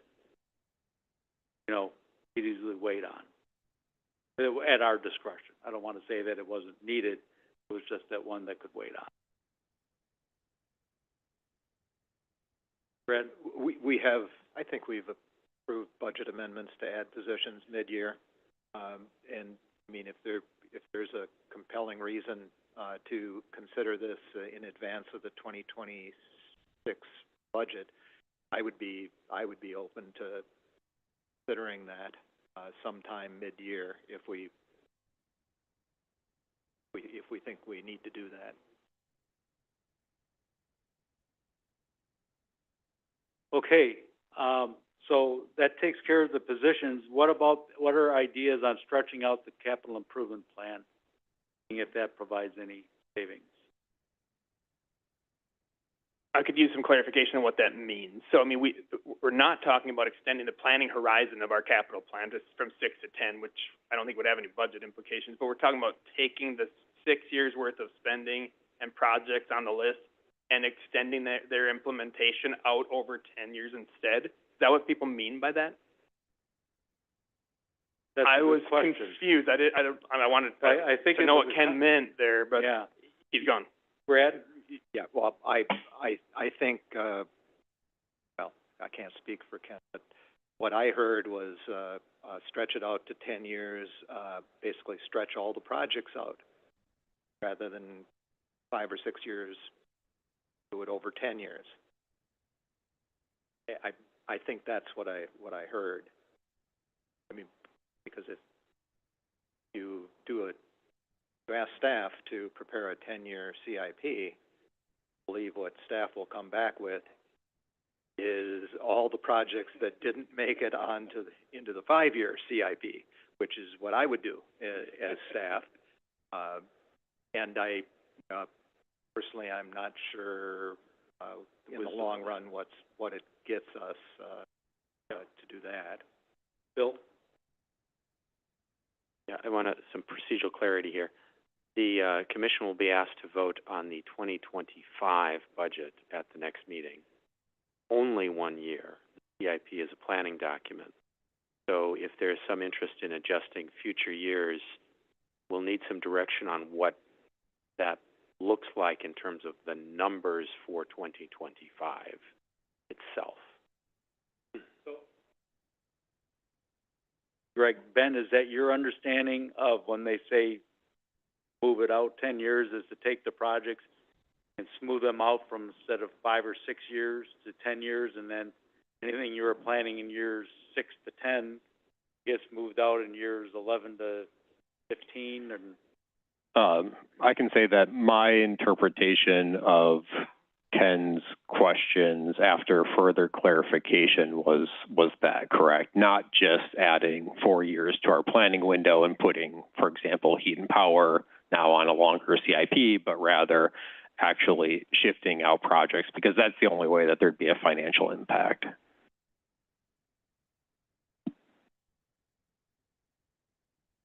Greg? So I am of the same opinion as Brad here. What Eric said is exactly the situation I have, right? I have more projects than I have money.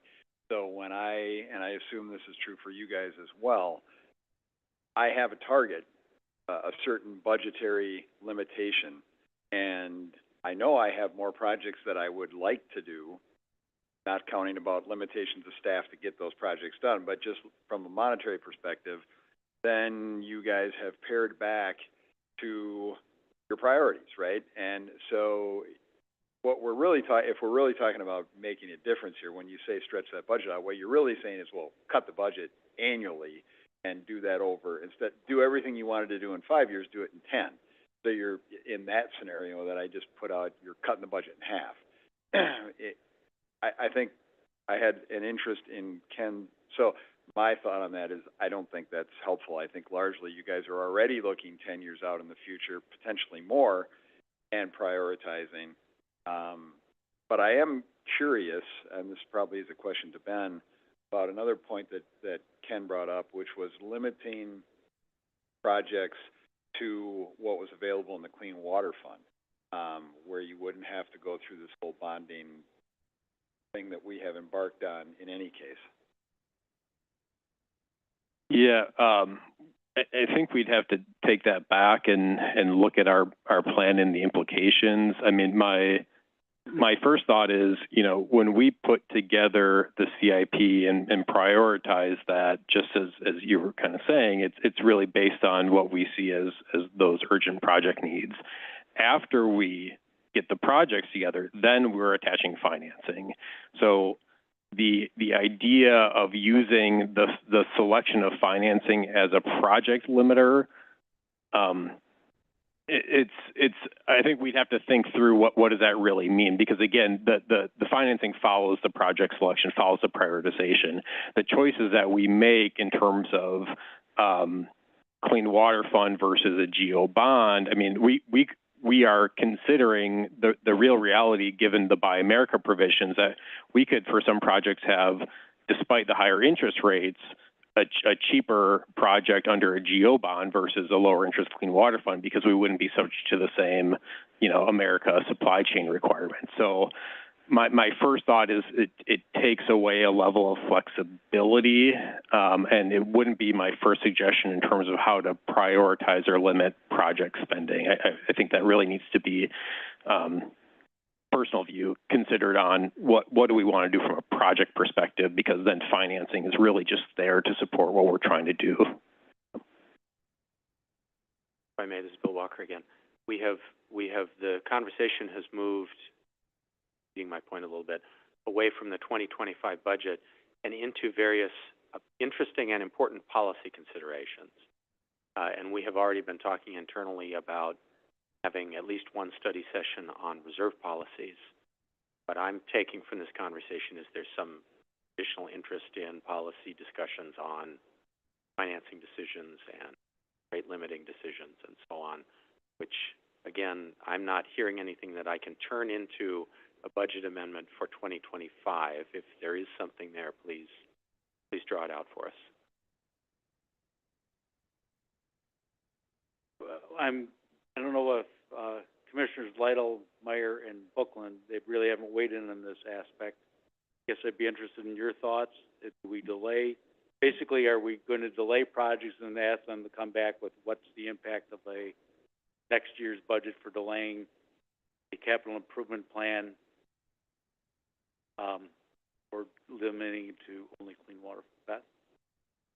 So I'm actually looking at the slide that you shared on projected capital expenses for 2025, and thinking about how in the past we have actually budgeted more than we've spent, and thinking about how we could make sure at least to tighten that gap going forward in 2025 and beyond.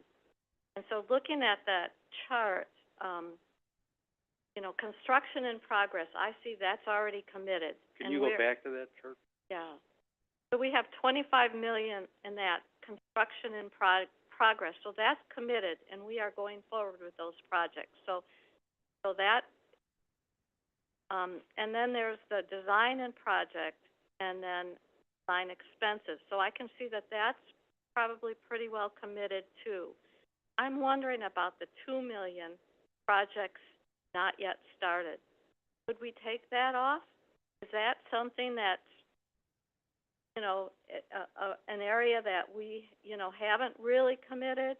And can we put that off until the next year? So we could at least, I know $2 million isn't a load of money, but it's enough that, maybe we could look at that and prioritizing that and putting that off to, the next year. This is Bill Walker again. I want to point out a connection here. You are, in effect, asking the same question you asked Ben earlier in the meeting, which is, you could frame this as a spending question. Could we decide to spend less? And that would look like the Commission saying, you staff are prohibited from spending money on those projects. Another way to frame it is a revenue and reserves question. And that instruction would look like, staff, we direct you to collect $2 million less in service charges in 2025, in the belief that that money will not, in fact, be needed because we won't spend as fast. And I want to make sure everyone understands that distinction because it's important. So if that's not clear, please let's stick with that. That's all I'll say here. So I'd like to know, what are those projects not started at, that's design only, I'm thinking, blue, that we would starting the design in 2025, probably for construction in 25 or 26 or 27, I assume. I'm not sure how long the design takes. Yeah, so the two projects that I mentioned are basically the main projects. That's the pump station bar screens and then the struvite harvesting building improvements. So the struvite harvesting building's only about, what, 8 years old? Or, no, it's, 10 or 11. 10 or 11 years old. I was just, when you mentioned that, it just seemed like we shouldn't be having that kind, but it is equipment. Where's, okay. So basically, we'd be saying, it'd be the bar screening and the struvite harvesting, and at some point, the struvite harvesting would probably cause problems in the plant system, because we went to the struvite harvesting many years ago, well, 10, 11 years ago. It was actually designed before that in order to prohibit the build up of struvite in pipes and that, which is difficult to clean out. If you take a look at the little piece of struvite they have at the main counter up there, you'll see it, and they compare it to kidney stone. So I've never had, I know neighbors that have had kidney stones. They're not pleasant, but it's essentially the same type of thing. So the point is, you're taking something that helps with the operation of the district and taking it off for a while that may cause more problems down the road, because that's what we did it for in the first place. And I'm not even thinking of it because the revenue is minor. Eric? I just want to give you a little context on the struvite harvesting building. So we have run those numbers before, and that was actually part of our agreement with the company that we use to offtake the fertilizer. So if we don't run that system, yes, we save some money on chemicals, but we also lose about $300,000 in maintenance costs because we will build up all those pipes with struvite, and that was just a round number. The longer you have that system off, you know, the more nuisance struvite and buildup we have.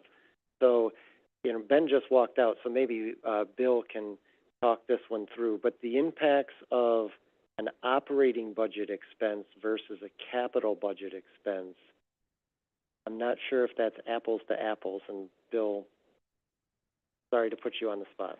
First, I have to turn that comment into a question that I understand. I think the point I want to make here is the same one I made earlier. There are two different issues being discussed here at the same time. One is, do you or do you not begin work on the struvite building? And the other is, do you allow yourself to dip further into reserves than what the staff proposal is? And I'm going to do a little sort of staff advice here. It's important to be clear what the concern is that we're talking about. If the concern is limit work itself, then you focus on restricting expenditures. If the concern is limit service charges growth, then the tool is the one that Commissioner Bookland raised at the beginning of the meeting, which is to allow yourself to go a little bit further into reserves. That is just limit service charge collection a little bit, 2025.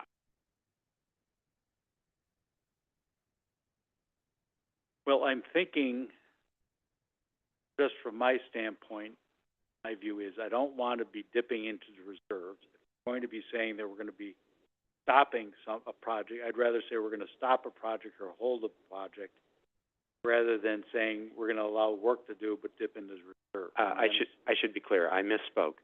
As Ben described earlier, we have a reserve target. Our reserves are currently higher than that. So when I talk about reducing reserves, I'm talking about removing that excess, but still being above the reserve target. Yeah, and, you know, years ago we did this, and we had some success, and we had times didn't have much success, because the whole point when we got smart and we just used it to try to manage the increase. I think that's what we're still trying to do here. At one point we got smart about it, but no, we shouldn't be buying it all down in 1 year, because then all of a sudden you go, I think it was you that showed it, right? Part where you spike up, and going from a 7.5 up to a 15% increase is, you know, we'll just be the same thing, even worse next year than we are this year. and I don't want to be.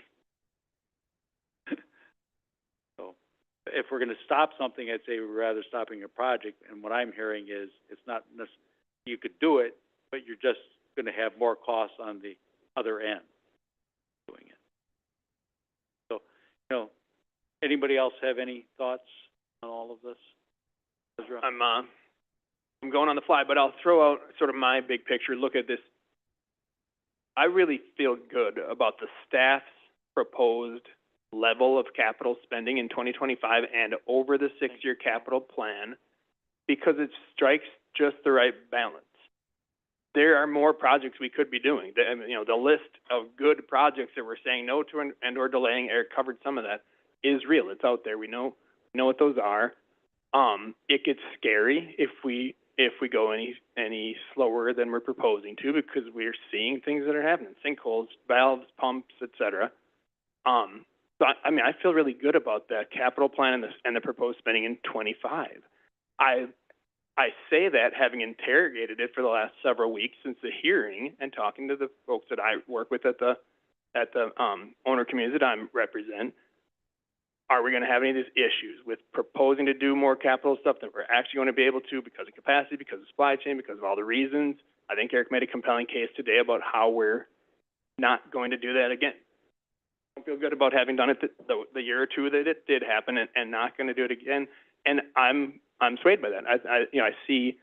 I see a proposal for next year that feels doable. Taking staff at their word on that, and I think that feels good. So, we did a little bit of stuff on the staff side that's great, and I think I'm curious if anybody's been keeping track on the fly today, where how we move that 7.5% by 1 or 2 points, right? So caveat that back of the envelope math is just that. It's back of the envelope and always a little bit dangerous to estimate on the fly, but based on reducing or eliminating the O&M director, delaying the maintenance planner, and removing the $40,000 related to the artisan residence contract, that altogether is a 0.67% of the rate increase. So it brings us from 7.5% down to 6.83%. Okay, that's better than I thought, and that's good. I don't see anywhere we can do more on the capital side. And my sense is, and I think taking Bill's admonition that all we're voting on in the next month is the 2025 budget, which is informed by a 6-year spending plan in the CIP. Unless we wanted to just say, staff, give us a 5% increase, give us pick a policy-based number that we feel meets the needs of the owner communities and does some kind of balancing. I'd feel uncomfortable it would be imbalanced, given you heard where I stand. We could do that, and the staff would come back with some different version of it, but I'm not there. I think that the plan we've got in front of us on capital is a balanced plan that does just the right, again, strikes that right balance. So that's where I'm at. I'm curious to hear where others are at, but I'm not seeing any room for big changes to make that service charge revenues increase over last year any lower than a little bit. We've lowered it with some staffing changes. Okay. Anybody else? Pat? Commissioner Lytle? Thank you. Yes, Commissioner Lytle. And while wanting to stay true to Bill's requests of us and focus on 2025, I do feel similar to other commissioners that at this stage, us attempting to pick and choose projects for 2025 to be delayed just increases the probability of future situations like you're dealing with emergency repairs. Now, no one says that this will eliminate other emergencies and other urgent matters, but I do, in the spirit of reflecting the same constituents that Commissioner Clark mentioned, would love to see an approach, and whether we start this with a workshop among the commission of engaging with the owner communities earlier in the year, kind of talking about the growth that we are seeing on average across the service area and why service charges are growing at a rate faster than that. And the kinds of, my former client would say, puts and takes, the kinds of things we're taking on as a risk by delaying some of those projects that go above and beyond that increase. So being very new to the commission and understanding the kind of challenges that Eric and Bill are dealing with, I don't want to try to second guess the CIP they put together, particularly for 2025. Okay, thank you. I want to say, give something I mentioned to Bill after our Dane County Cities and Villages, and I brought it up at the Cities and Villages meeting, is that have a study session. I'm aiming probably March or April, and the reason I'm doing that is because the new executive director probably won't be on to January or February. And give that person a few months. But we would invite a person from the Cities and Villages Association, a person from the towns, and a person from the City of Madison, and we'd have a workshop, try to figure out, well, at least not necessarily, well, maybe figure out a path, but also kind of lay out the table why we're in the situation that we're in. Eric has laid out a number of points. So you got the capacity, the I think it was $23 million of expenditures. Is that over the current CIP, over the 5 or 6 years? That's just 25. And that's of how much total spending in the CIP is anticipated. That's $23 million of how much? So that's 23 million of the 44 million. So, okay, so over half is new construction. So unless the cities and villages, I mean, that's a very valid point. Unless they're going to say, okay, we're going to stop growing for 3 years, you know, to let you guys catch up. I just don't see that happening. So 23 million of the 40-some million dollars, yeah, condition is 20 million, yeah. I think that's a valid point. And you are exactly right. Your percent increases, and then we take a look at how big Madison is, same size or more of all the other customer communities combined. So it's got a smaller percent increase compared to growth, but it's still a lot of people. So I just want to point that out, that we can expect that kind of study session in March or April, and this is the type of stuff that we, you know, that's good for us to discuss, you know, because we're responding. And, you know, Cottage Grove was one that made comments about their 70% growth in utility bills. But when they were growing 23%, you know, I suspect there's going to be some relationship between your utility bill growth and your community growth. But anyway, I think what I'm hearing is we're leaving the capital projects idea, stretching out the CIP, the borrowing off the table, and that our intent now is to have them come back with a budget where we remove the maintenance planner, remove the director of wastewater operations, remove the $40,000 that was allocated for the artisan residence. And if anybody has anything else they'd like to say or bring up, we could do that and discuss it now. Otherwise, we'll leave it at that, and that's what they'll bring back the budget for. Brad? Just one last thing, echoing what Commissioner Meyer said. I think staff, you know, thought long and hard about the issues that we're currently wrestling with when they put together the capital improvement program in this year's budget, and I think they did a very good job dealing with the issues that we've raised and that have been raised by the owner communities. And you know, I'm not in a position to want to try to move any of the individual projects back at this point. I think it makes a lot of sense to meet with the owner communities and go through the discussions that we've had, and I think that'll be very helpful moving forward. Okay, one thing I wanted to say, and is, before we close out this part, is that I understand our customer communities, they have the limits of the levy limit. And that's imposed by the state, and I understand why the state went to that years ago. But we're a utility, and we bear a burden if we have sewer overflow.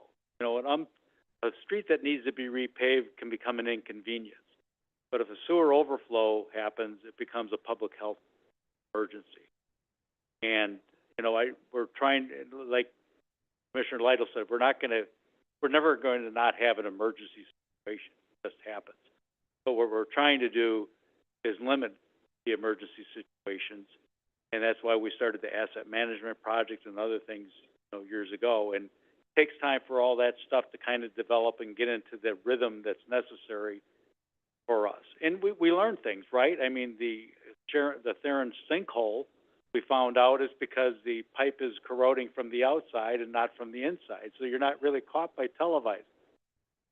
So, you know, that really is a good piece of information for us as we move forward with that Nine Springs Interceptor project, which is a major capacity and condition project for, you know, Fitchburg, Verona, west side of Madison.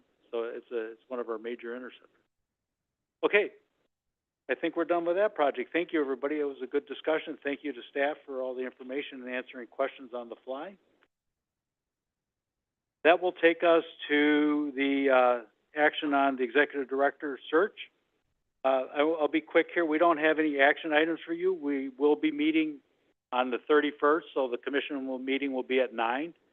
And our executive director subcommittee search, we're going to focus on the goals, basically the first year goals, the new executive director, kind of come up with a draft of those that they can use and give to the people that we decide on November 7th are going to be interviewed.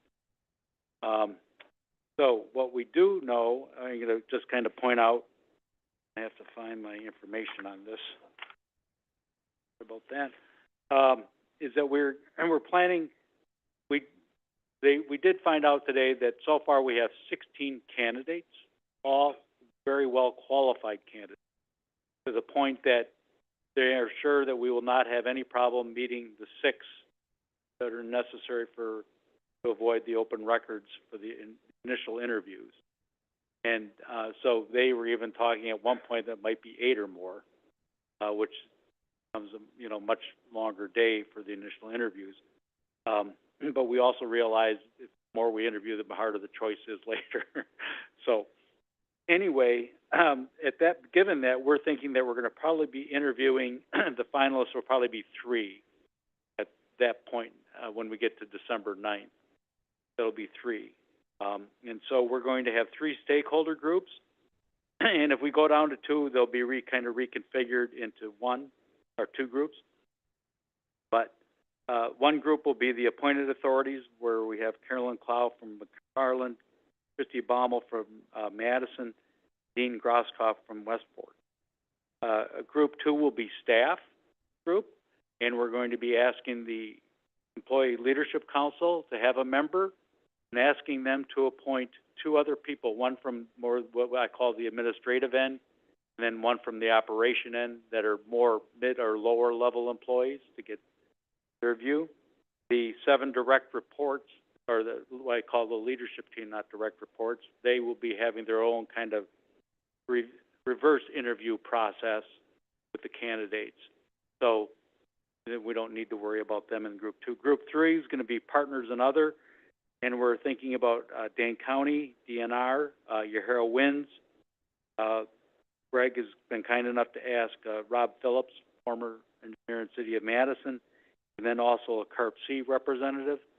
And then I'm thinking maybe I'm not sure, but maybe somebody else that's knowledgeable or something. But maybe just leave that off. So that kind of gives you an idea. So just remember the timing. You're all invited to the meeting that we have, but when we get to the beginning on the 7th, we're going to meet virtually with Raftellus, and that's where we're going to select the persons that we're going to interview for the initial round. So everybody's invited to that, but just remember, if you come, we want you there for the whole thing. We don't want you popping in and out because we want you to hear, and that's anticipated to be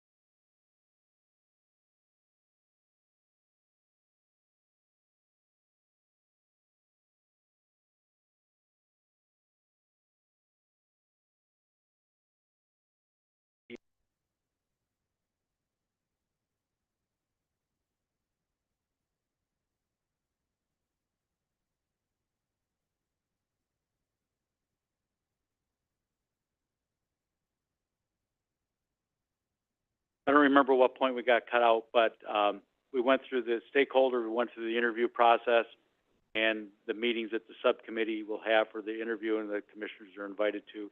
All commissioners are expected to attend on 12/9. Okay, is there anybody else, anything that have any questions on that? Okay, so that will take us to the executive director report.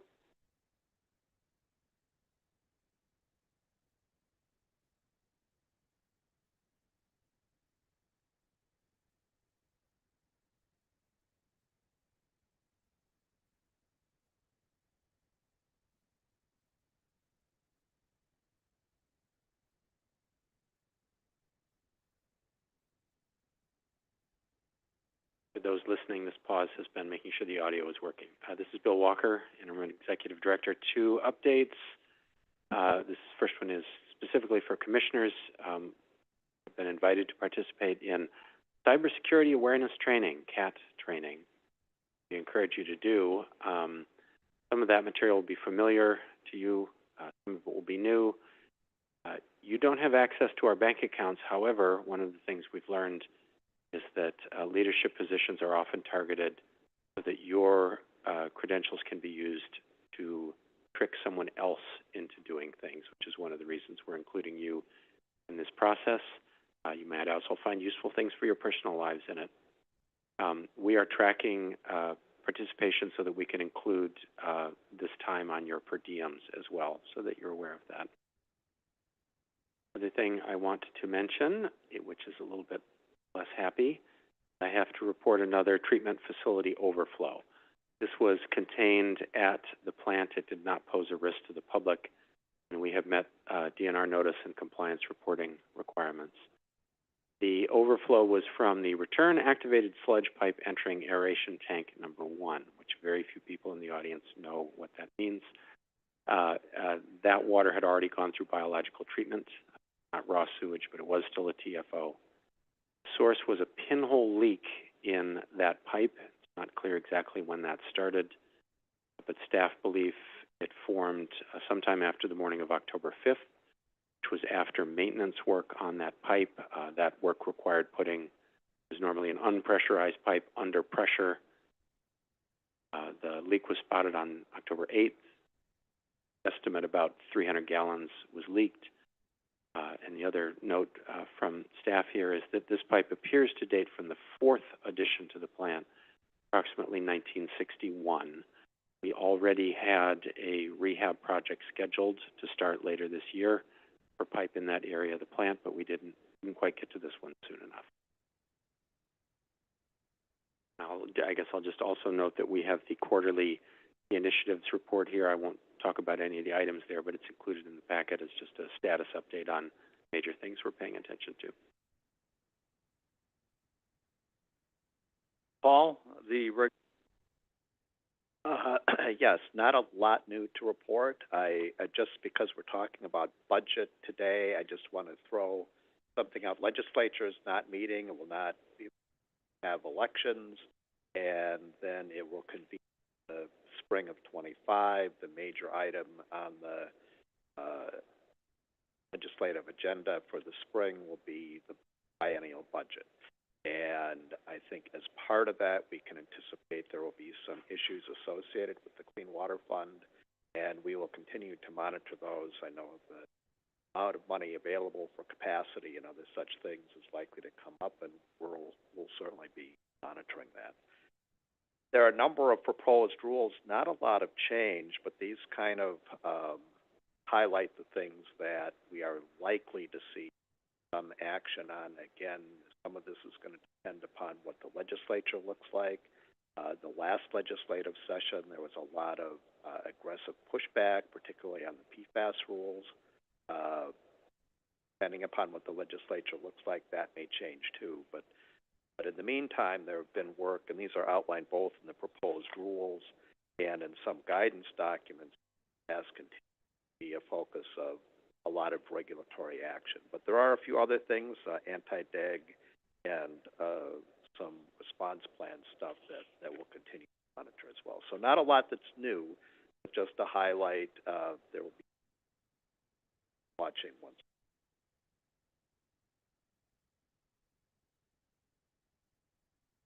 Okay, thanks, Paul. Any questions for Paul?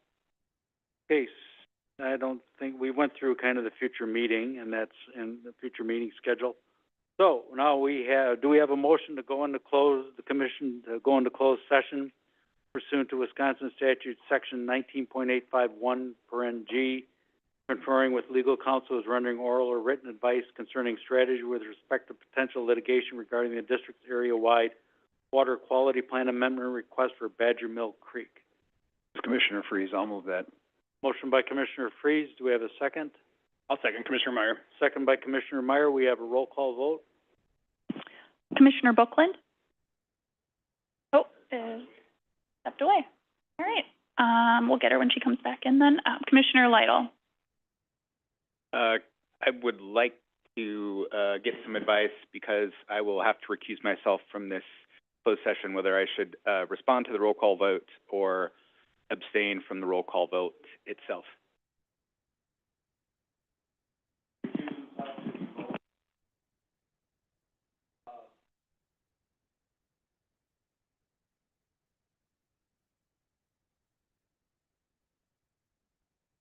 With that clarification, aye. Commissioner Freeze? Aye. Commissioner Hobble? Aye. Commissioner Meyer? Aye. And Commissioner Murphy?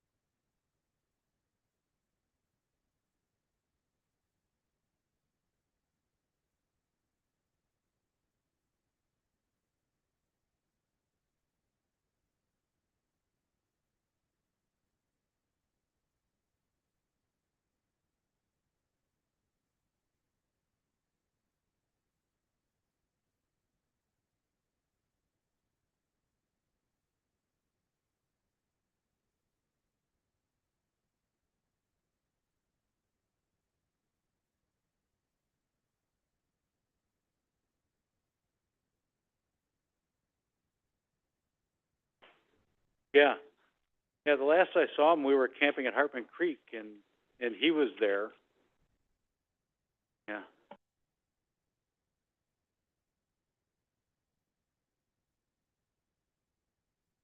Okay, we had a motion by Commissioner Freeze, second by Commissioner Meyer, to go back into open session. We had a roll call vote. Of the five, commission members here all voted aye. Go back and then now we have, six with Commissioner Lytle, who is not participating, who recused himself. So we have six commissioners present. We discussed Badger Mill Creek, and do we have a motion?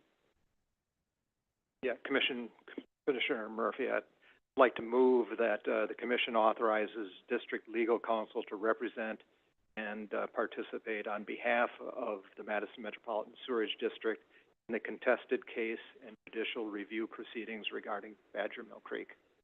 Okay, do we have a second? This is Commissioner Freeze, and I'll second. Okay, second by Commissioner Freeze.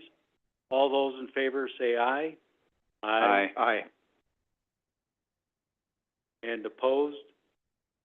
And then recusal? Commissioner Lytle?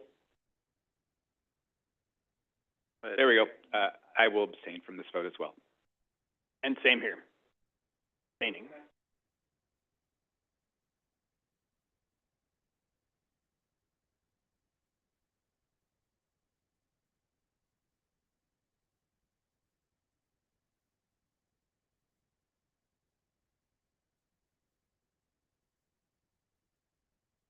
This is Commissioner Freeze. I'll move adjournment.